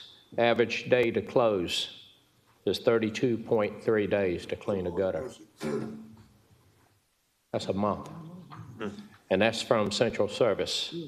And there's 18 other different items as well, where it shows you timelines. But also, when it comes to 311, I do have people call, they say, hey, we didn't get through, we left a voice mail or something, and didn't get a phone call back. We just got to do better at that. I know that you got a landline phone. It might be good to put it on your answering service, et cetera. That way, people in District 8 that butts the Burke County line, Louisville line, Rennes line, usually if they called 911 or 311, it goes to a different county. Yep. And so that's been habitual throughout the time I've been behind the dais. So I do know that the IT department has looked into that issue on a couple of occasions. We do continue to advertise our 10-digit number, the 706-821-2300. Right. That is a hard line into the city, so you won't have any carrier issues, but Ms. Allen may be able to add. Every department has a PIO, Public Information Officer, and it blows my mind why we don't have just one. It's duplication of services there too, but it'll be good if the PIO will put it and send it to each one of us commissioners, and we could put it on, throw it out there on Facebook. We touch a lot of people. And a lot of people look at our sites just to see what's going on. I try to keep them updated, especially with this storm. But I appreciate you coming before us. Thank you. Thank you. Yeah, and I really think that we all should be advocating for the app as well. It's great. You can take pictures. You can keep track of your own work orders. It's a lot easier, in my opinion, than the phone number. But I understand technology. Commissioner Rice. Thank you, Mr. Chairman. I just want to say I told you I'd be quickly. Thank you, Mrs. Walker, Director Walker. Y'all, we've held you up. You've got a party going home downstairs. Sorry we've held you up. Not a problem. At the end of the day, it's about the numbers, and this is much more important than the celebration. So I definitely wanted to stand before you, because this is a great accomplishment, and I know that you guys have been wanting metrics, so we're there, and we're going forward. We're not going back. Well, I think that I can speak for a lot of us up here. I know a couple years ago we were having these same conversations, and I think you saw some frustration because we just didn't fully understand what all that you were doing, especially when, what Commissioner Lewis was saying about the closed work orders and that aspect of it. That was really frustrating on our part, and thank you for taking steps to try to alleviate that issue with our constituents. This is a great service, and thank you for this, and I hope that this will be a yearly thing. All right, thank you. All right, now I'll receive this as information if there's no objections. No objections. One quick thing, Commissioner. Yes, ma'am. It was mentioned earlier, I have to talk about technology. It was mentioned earlier about the systems in whether they talk to one another. The systems do talk to one another. I think it was mentioned by Ms. Walker in regards to Elamos. I have the interim information technology chief information officer to speak to the communications and the things that we have been looking at Elamos for quite some time, and I'll let him kind of tell us about it. Right. Elamos is the software used by Solid Waste for a variety of purposes, including what the haulers use in the field as well. Ms. Walker mentioned that it is older technology. It is. It has been on, I think, the radar for both Solid Waste and for IT to replace that software at some point. There have been multiple conversations, multiple demos. It is on our strategic plan, which is regularly updated to replace that software. At this point, it's just a matter of making sure that the funding is available and the department is ready to move forward. Like Ms. Walker said, there are some challenges between her system and Elamos speaking. It's not something that couldn't be overcome with the replacement of that technology, though. All right, thank you. All right. I believe we received this information with no objections, Ms. Bonner. All right. Next item. Number 6, consider options for local homestead floating homestead exemption. Okay. All right. Not sure who is speaking towards this. Madam Administrator. All right. What you do with number 4?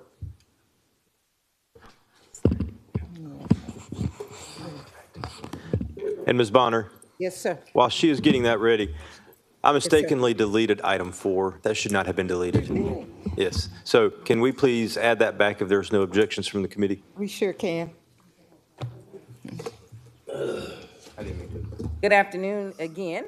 As part of your decision to opt out of House Bill 581, you asked us to look at other local alternatives that we could implement to actually benefit our property owners. While the assistance of our chief appraiser, Mr. Scott Roundtree, we have looked at many of the options that we could kind of look at and have a discussion on and determine how we want to proceed.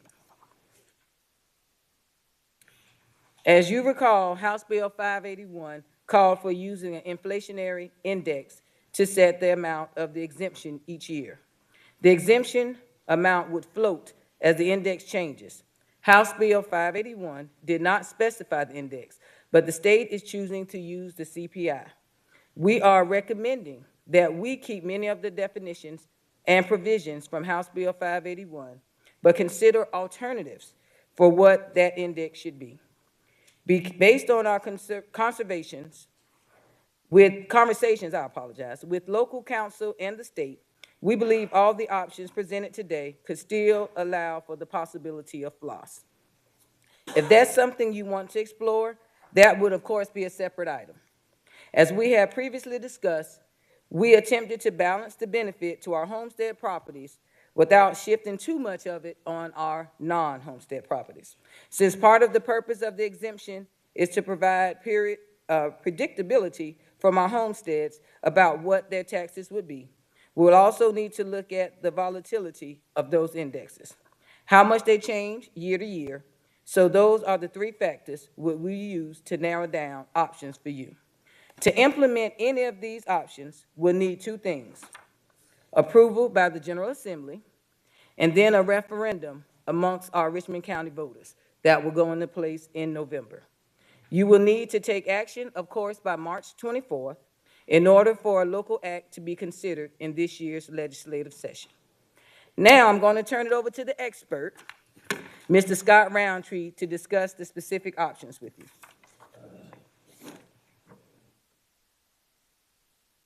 You're welcome.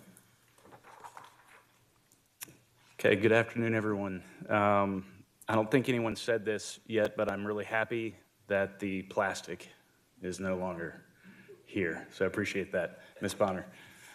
The the scowl. Sorry, Scott, I don't hear you. Okay.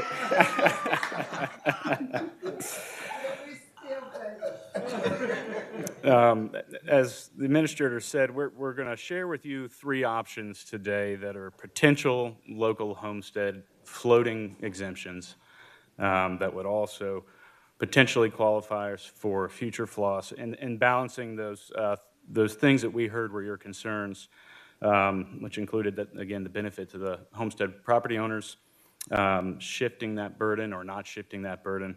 And I think it was also discussed having some level of control locally instead of having the state determine the rules and requirements of this homestead.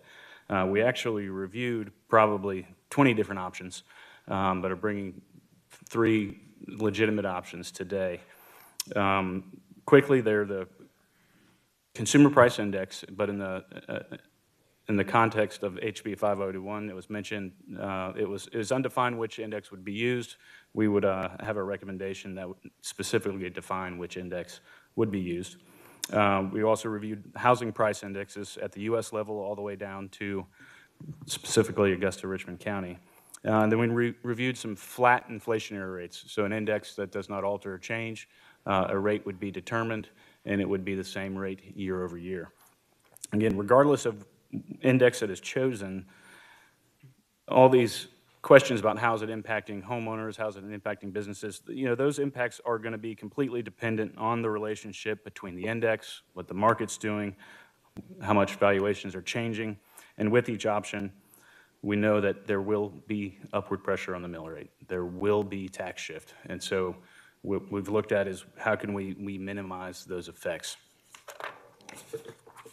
So first, the consumer price index. This would tie the cap to the annual CPI, the change in cost of living. The state has determined to use the United States All Urban Consumer CPI, and expects that that'll be a predictable and gradual increase for property owners.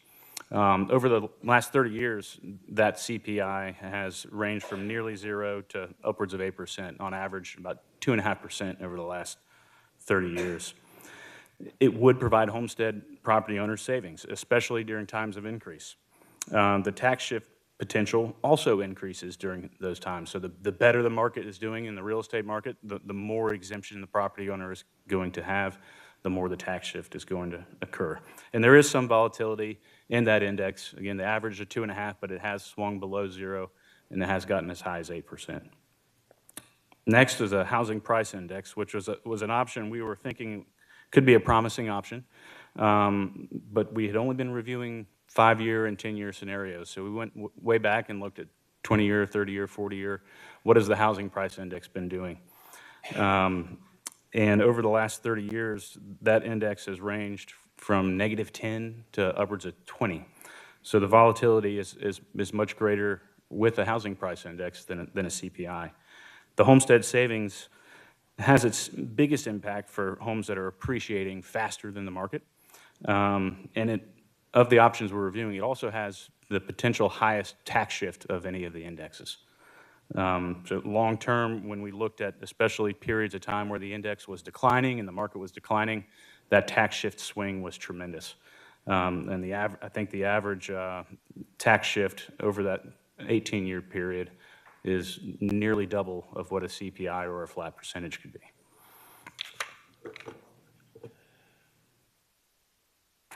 All right, and so lastly, we're looking at a flat inflationary rate.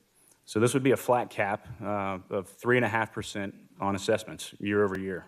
The most predictable and the least volatile thing is something that doesn't change. The savings potential still exists during times of valuation increase, and long-term, it has the potential for the lowest tax shift of the indexes that we reviewed. And of course, it is not volatile because, again, it's only 3.5% year over year. And I kind of want to get some explanation of why we determined 3.5%. Well, we thought it was a reasonable balance between CPI and HPI, especially if we looked at the long-term history of those indexes. It puts the index below the 30-year national average of housing price indexes.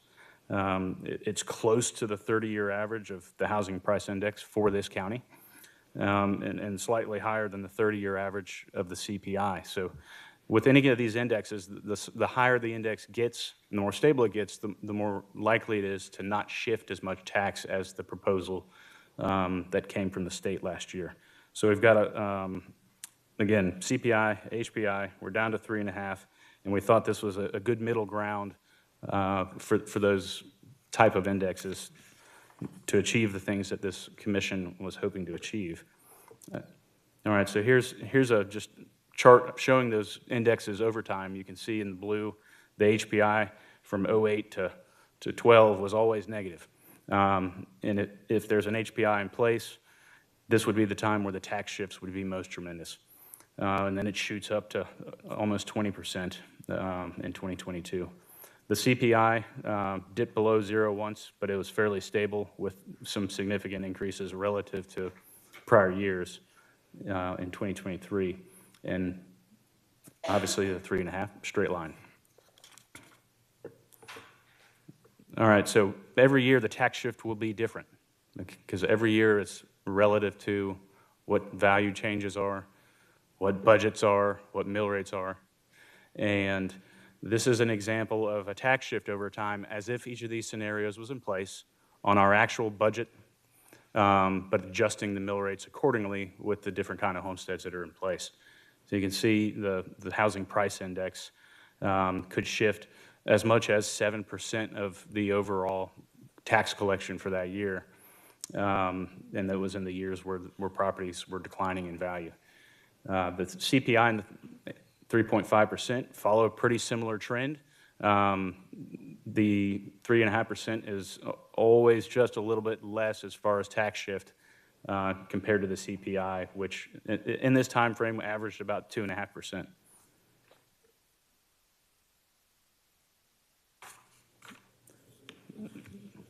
So this is just a quick slide showing where we're kind of determining what looked better a few years back. The short term, it looked like that the HPI could be a good option. It had the lowest average tax shift, but it was performing in a time where prices were increasing and values were increasing, so those exemptions did not get too significant. The 10-year look back, the CPI was a good exemption for homestead property owners. And again, the HPI had a pretty low average tax shift, but again, we were in a period of time where prices were increasing and we were also raising values. And so when we looked at the longer look back, 18 years, back to 07, it became clear that the volatility of the HPI was something that was, made it a questionable option. The 3.5% cap provided us the lowest average tax shift and of course was the least volatile. And then over to the right there, we looked at a range of percentages for the flat cap, and it just shows you, on average over the 18 years, how much of the property tax collection was shifted as a result of that exemption. With HPI being the highest, dropping about 1.5 points was the CPI, and then the percentages as a flat cap were performing much better than both of those.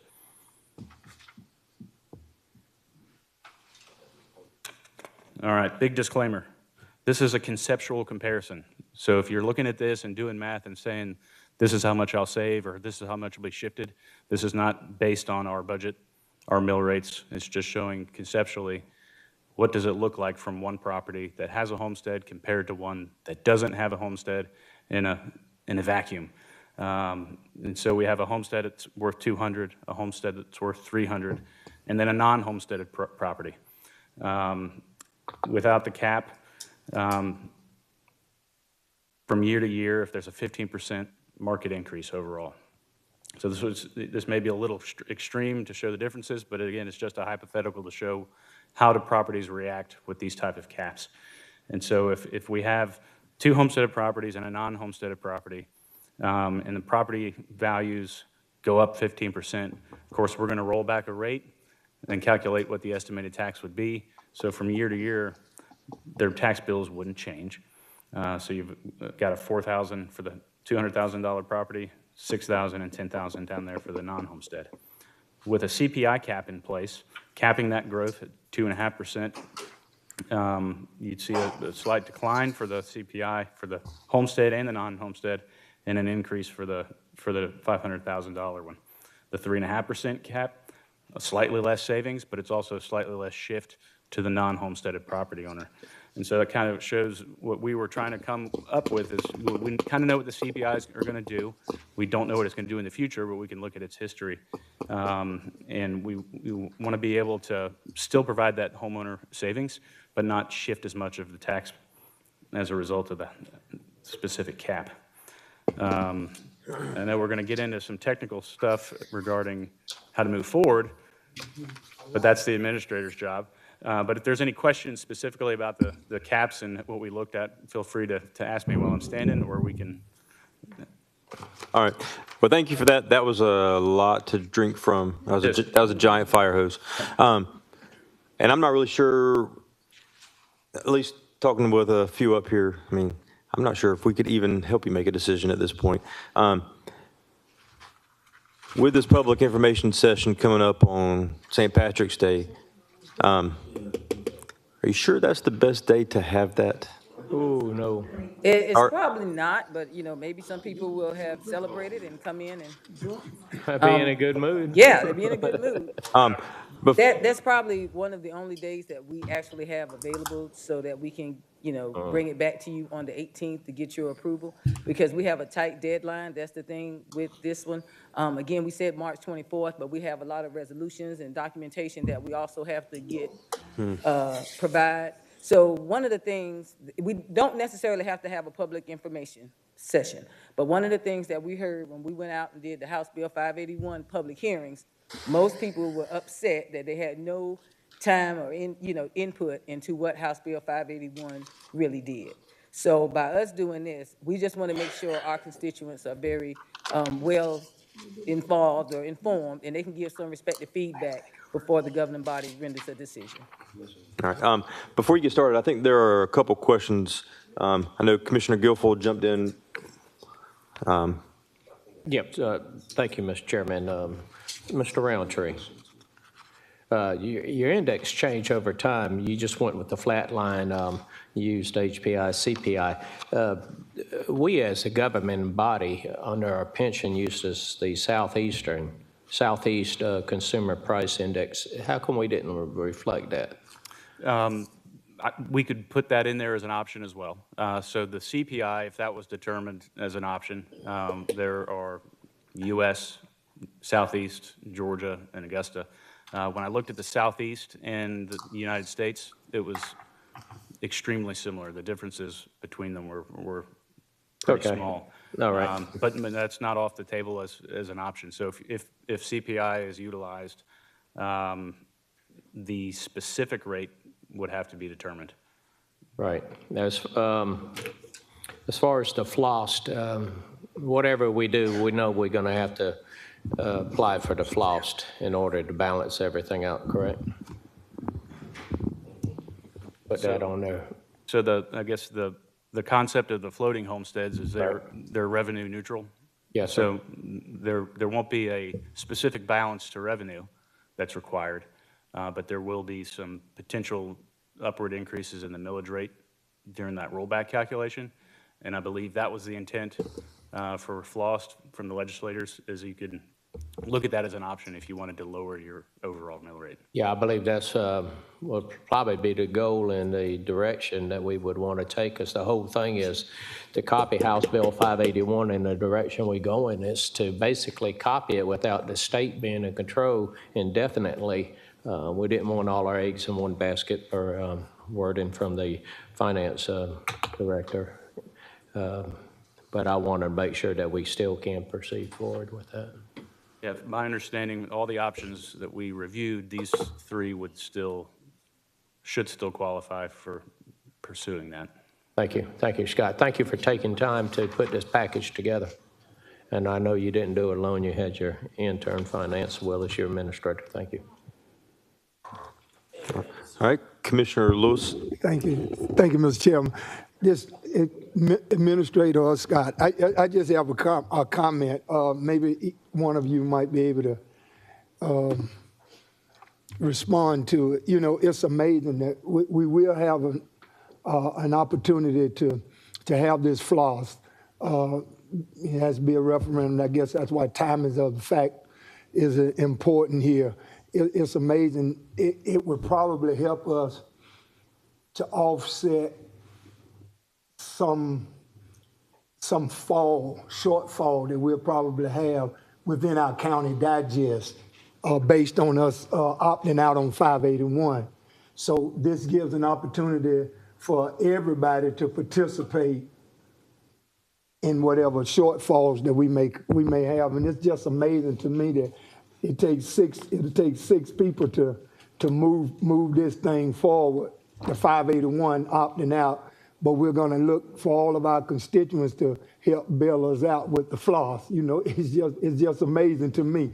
You know, 6 people can determine that, but it takes a referendum of the voters of Augusta, Richmond County to help us to be able to bail us out, to give us a penny. My question is, how long is this this sales tax, this floss? How long will it be calculated for, Mr. Roundtree or Administrator? Is it a prorated time, 5 year, 10 year? It is 5 years, because every 5 years. Every 5 years, and that's what we'll be looking for, the citizens to bail us out every 5 years. That's if. Now, first thing we have to do is get this approved. Right. As far as the referendum. That's what I'm saying. Okay, right. Yes, sir. That's what I'm saying. And then, if you wanted to entertain doing the floss, then you have to do that at another time. That's exactly what I'm saying. That's what I'm saying. Thank you, ma'am. All right, I don't see any other questions in the queue, so I don't know what else you had to add. That's it. All right. Unless there's any other questions. Well, if no further questions, oh, here they all come. Where have you been hiding? Commissioner Clark. Well, I'll let the mayor go first. All right, Mayor. I just have a question regarding the public hearing. Is there no consideration to do it on Tuesday prior to the commission meeting? Does it have to be the day before? It could be done on this. Okay. This is actually a date that we kind of worked and try to look at the schedules to get it done in a timely fashion, but we could do it right before the actual commission All meeting. right, thank you. That's all I have, Mr. Chairman. Thank you. Commissioner Pulliam. Thank you, Mr. Chairman. We did, in fact, file for an extension, right? As far as the House Bill 581 is concerned, did we file to get an extension, or because I know, so the reason I'm asking that is I know that the crossover was Friday. So this has nothing to do with that because they're finished with their. I'm sorry, it's a different process for a local Okay. exemption, homestead exemption. Okay, can you briefly tell us what the difference is for our constituents that are listening and watching? So what this commission just went through was the opt-out requirements for the statewide floating homestead. Okay. And so we have opted out, and that deadline passed March 1st. Okay. So this is something that the homestead may mimic some parts of that statewide, but the procedure and process is completely different. And I'll stop there because I don't remember all the dates, but this is, or General Assembly has to approve this and the voters have to approve this separately. Maddie Sue Stevens from Minister's Office. Yes, we have opted out of House Bill 581, so that deadline is off the table. We're now trying to do a local act of the General Assembly, which follows a slightly different timetable than the other House bills and Senate bills. So it doesn't have to meet the crossover deadline, but we do have to have it introduced during this session. So that's where the March 24 deadline comes from, for our local delegation to introduce this as a local bill. So they've asked that y'all pass a resolution saying whatever you want the rate to be, so that they know what to take forward to the General Assembly as a local bill.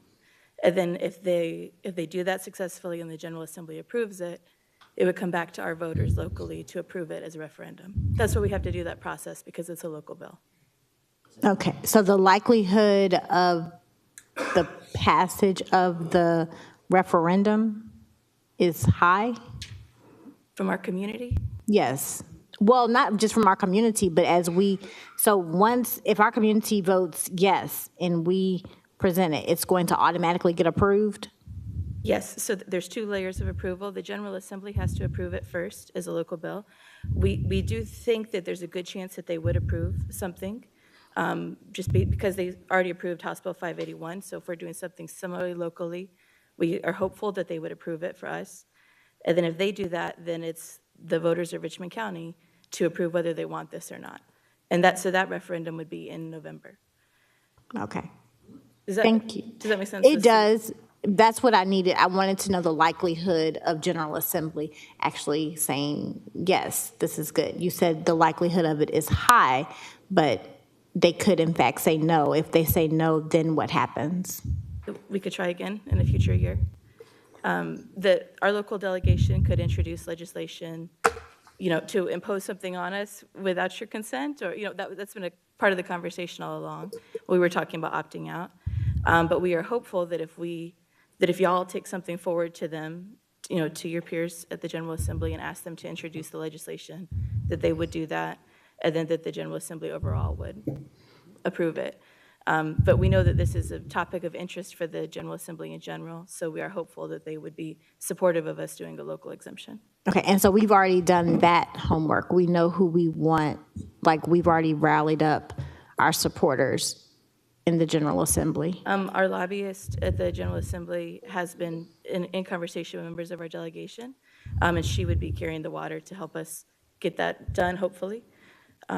So what would happen from here is we would pass a resolution locally, and then our local council and legislative council have drafted some potential legislation that would go forward. Okay. Thank you. All right. Commissioner Clark. Yeah, Mr. Chair, and I think what Commissioner Pulliam was talking about is that stipulation that was in the original referendum that was talking about that the state legislators have the ability to reject our proposal that's going up, right? Right. So that's what she was talking about.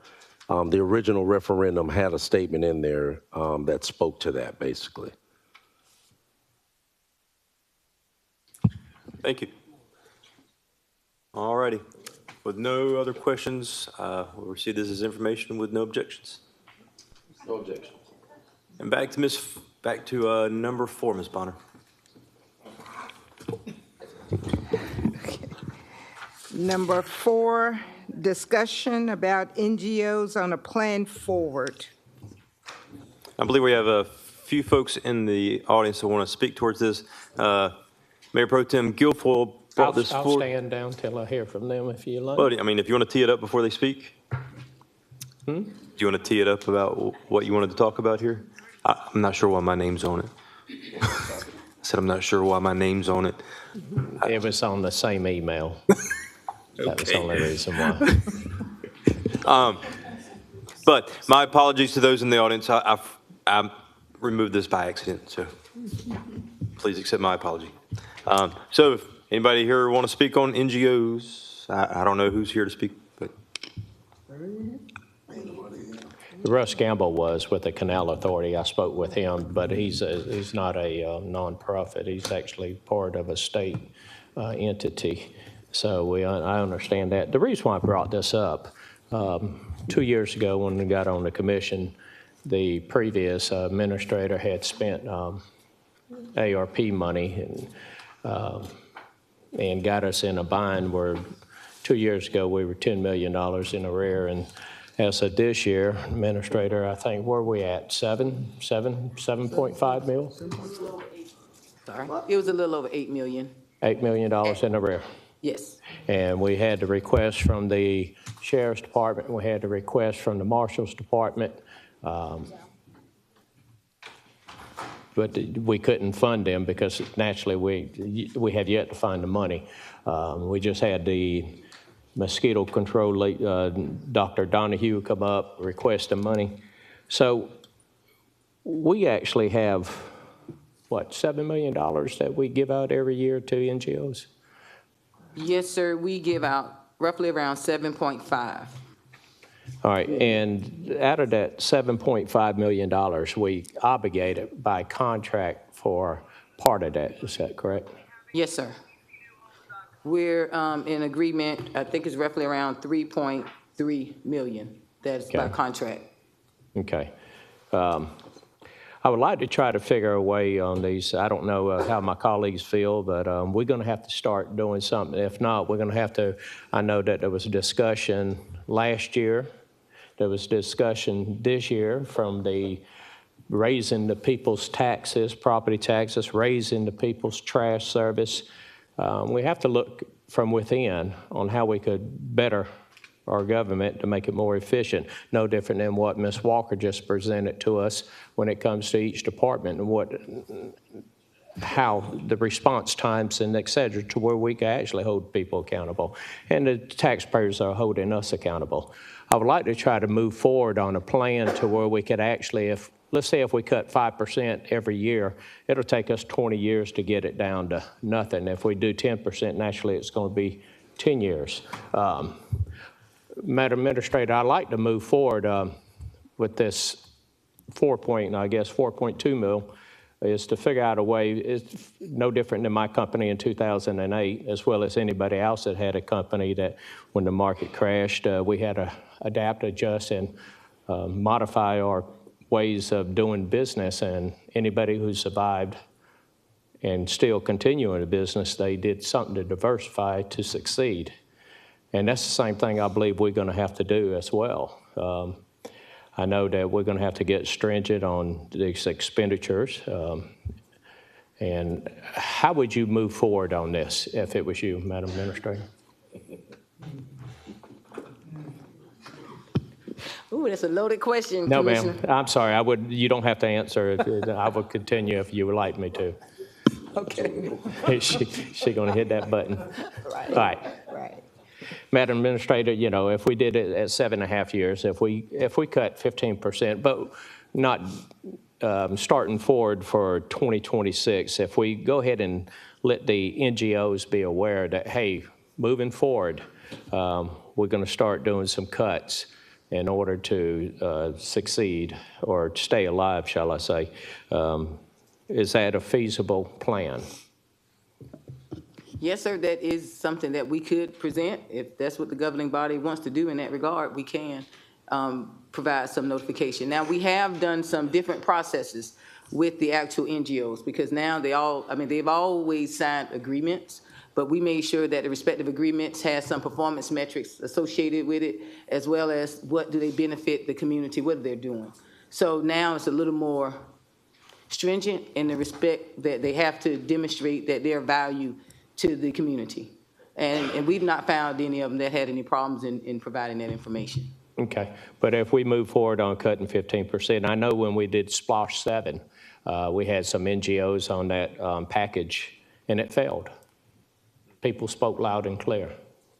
Our Splosh package 7B did not have any NGOs, and it passed with great numbers. A lot of people had supported that, but didn't know if any of the colleagues want to chime in on this, see if we want to move forward. I'm not on this committee.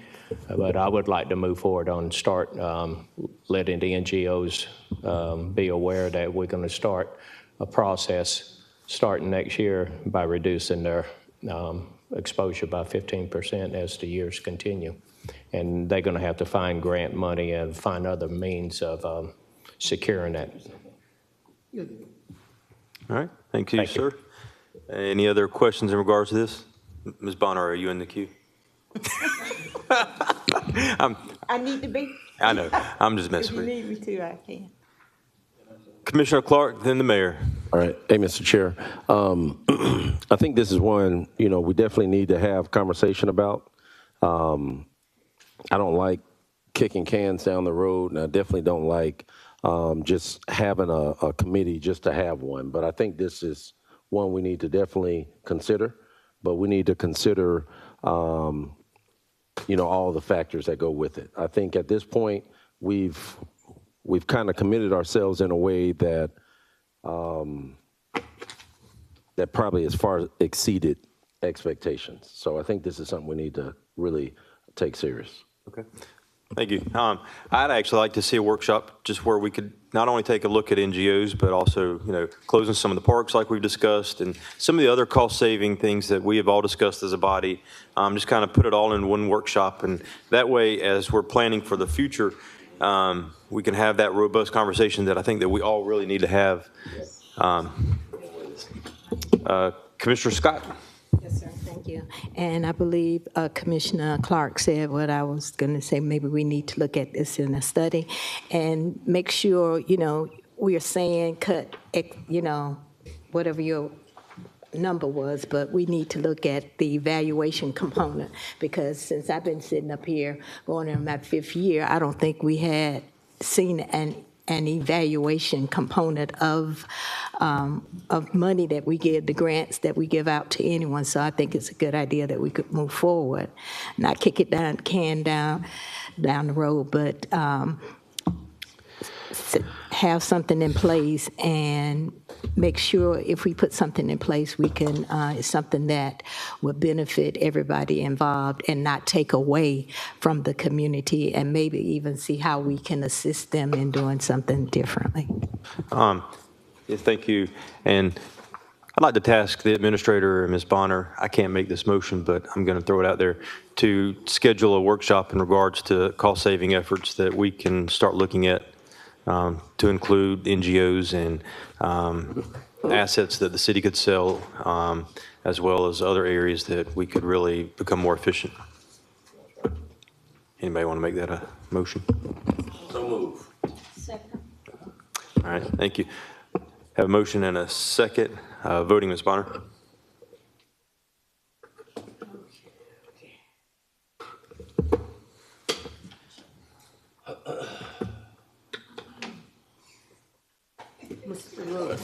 Yes, ma'am, Ms. Bonner, yes, ma'am.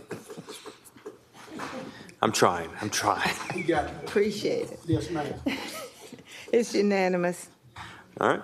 With that being said, I believe this takes care of all of our items. I'll call this committee to a close. Thank you, Madam Clerk. We are calling Public Safety Committee to order. Yes, ma'am. And if it's okay with my committee members, I would like to consent number 1, number 2, and number 4.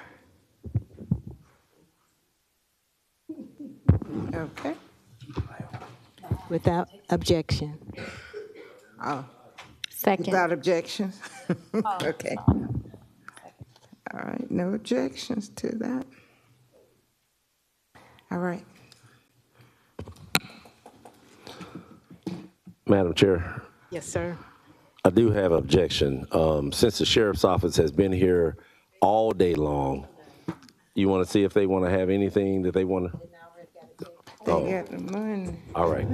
I just saw them standing back there. Just wanted to be respectful of you all. Appreciate what you all have been doing for the community. Please relay our thanks to the sheriff as well.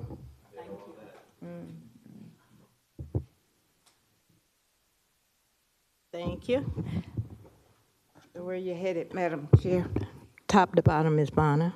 Okay. That would be number 3 and 5? Yes, ma'am. Okay. Motion to approve a request by the Augusta Fire Department to use Elite Diesel of Augusta as the sole source vendor to make repairs on aerial truck We doing 5. the sourcing on these damn trucks. God almighty. I believe Commissioner Guilfoyle, you had a question? Yes, Madam Chair.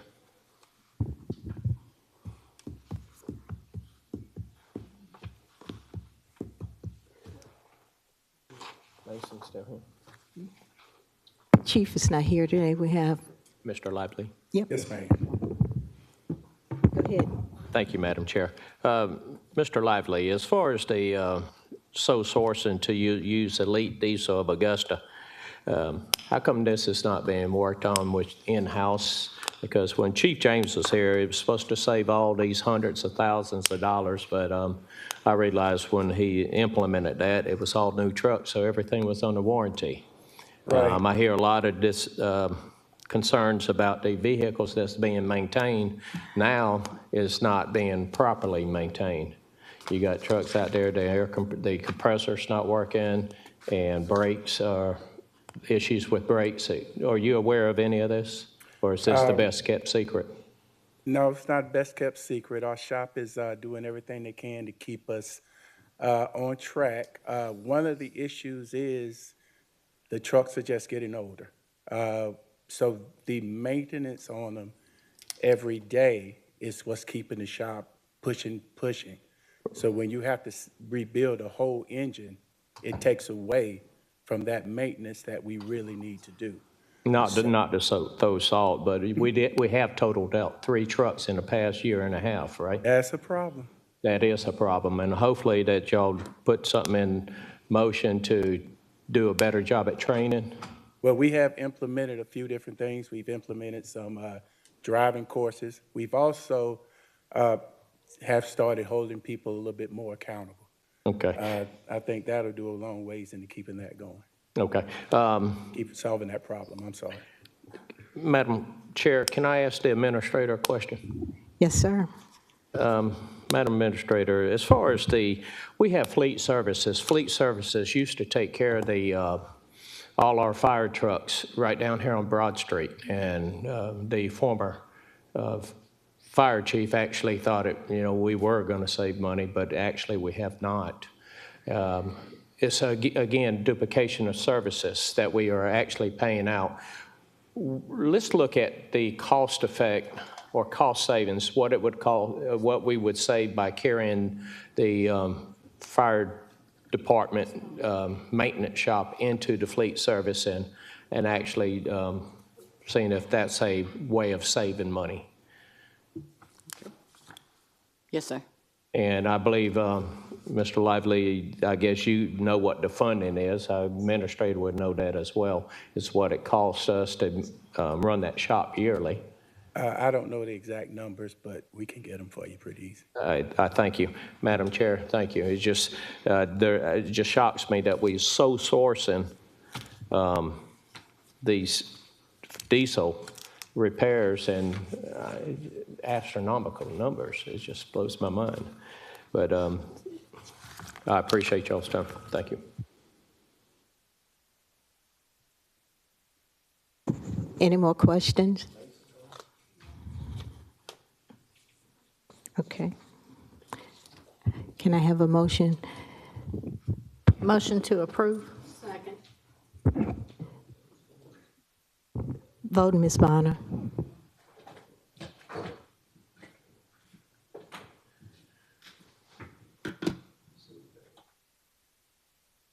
That motion carries with Mr. Garrett out. That takes us to number 5.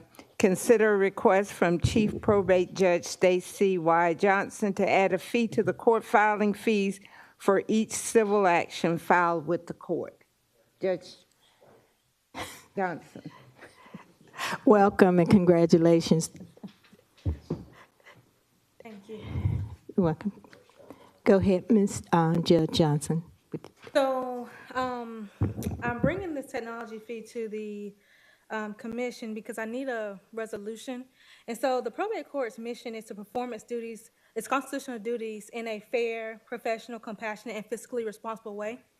Since taking office, I inherited a budget that I was involved with to an extent allowed by my predecessor and with limited knowledge of the status of the probate court. Since taking office, I have worked nonstop in assessing the services of the court and how they must be improved to continue providing services to our constituents of Richmond County and those who utilize the services of the probate court.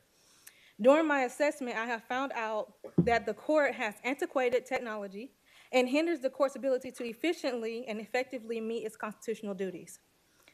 We are also the keeper of all the historical documents in Richmond County. And so we need to be able to use the technology and improve the technology to ensure we are properly storing those documents. So I am asking for a resolution to implement a technology fee that will apply to civil actions filed with the probate court. And that fee is only $10. It's not an excessive fee. And it will be in addition to the budget that we request, but this will also help offset some of the fees that the probate court inherits as we continue to do our duties.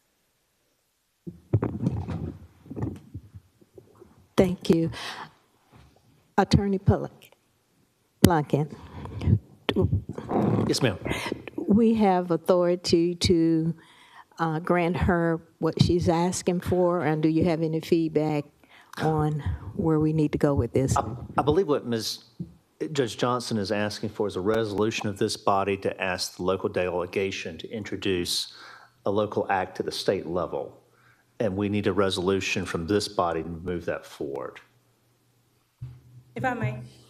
That is correct. Local legislation is already aware of this coming before you all. They're ready to put this on the floor once I get a resolution and willing to approve this. There are over 70 counties within the state of Georgia. As you know, there is a probate court in every county.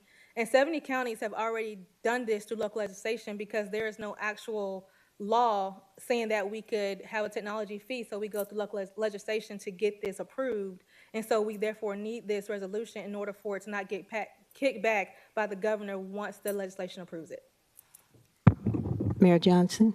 Thank you, Madam Chairwoman. I'm just curious, how much revenue do you think you can derive by putting this technology fee in place? Yes, based on the assessment of other courts who have this technology fee in place, they have brought in over $55,000 to probably somewhere around about $200,000 a year with this technology fee in place. Okay, thank you, Madam Chairwoman. All right. Any questions for the committee? I need a motion, please.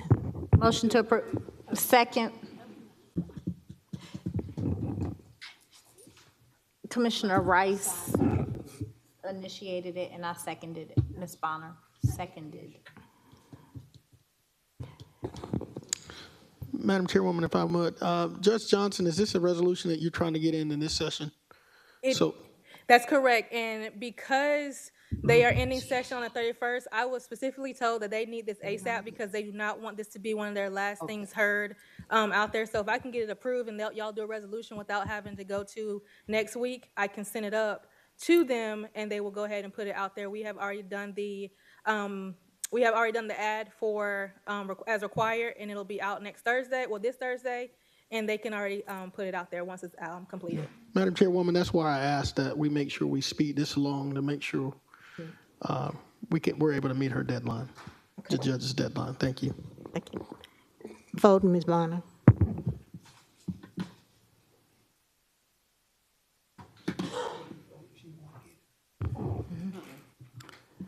That motion carries.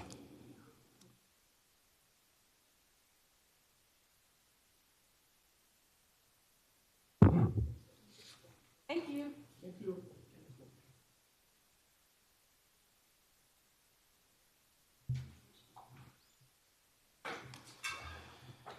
Ms. Bonner, I think that's it for public safety.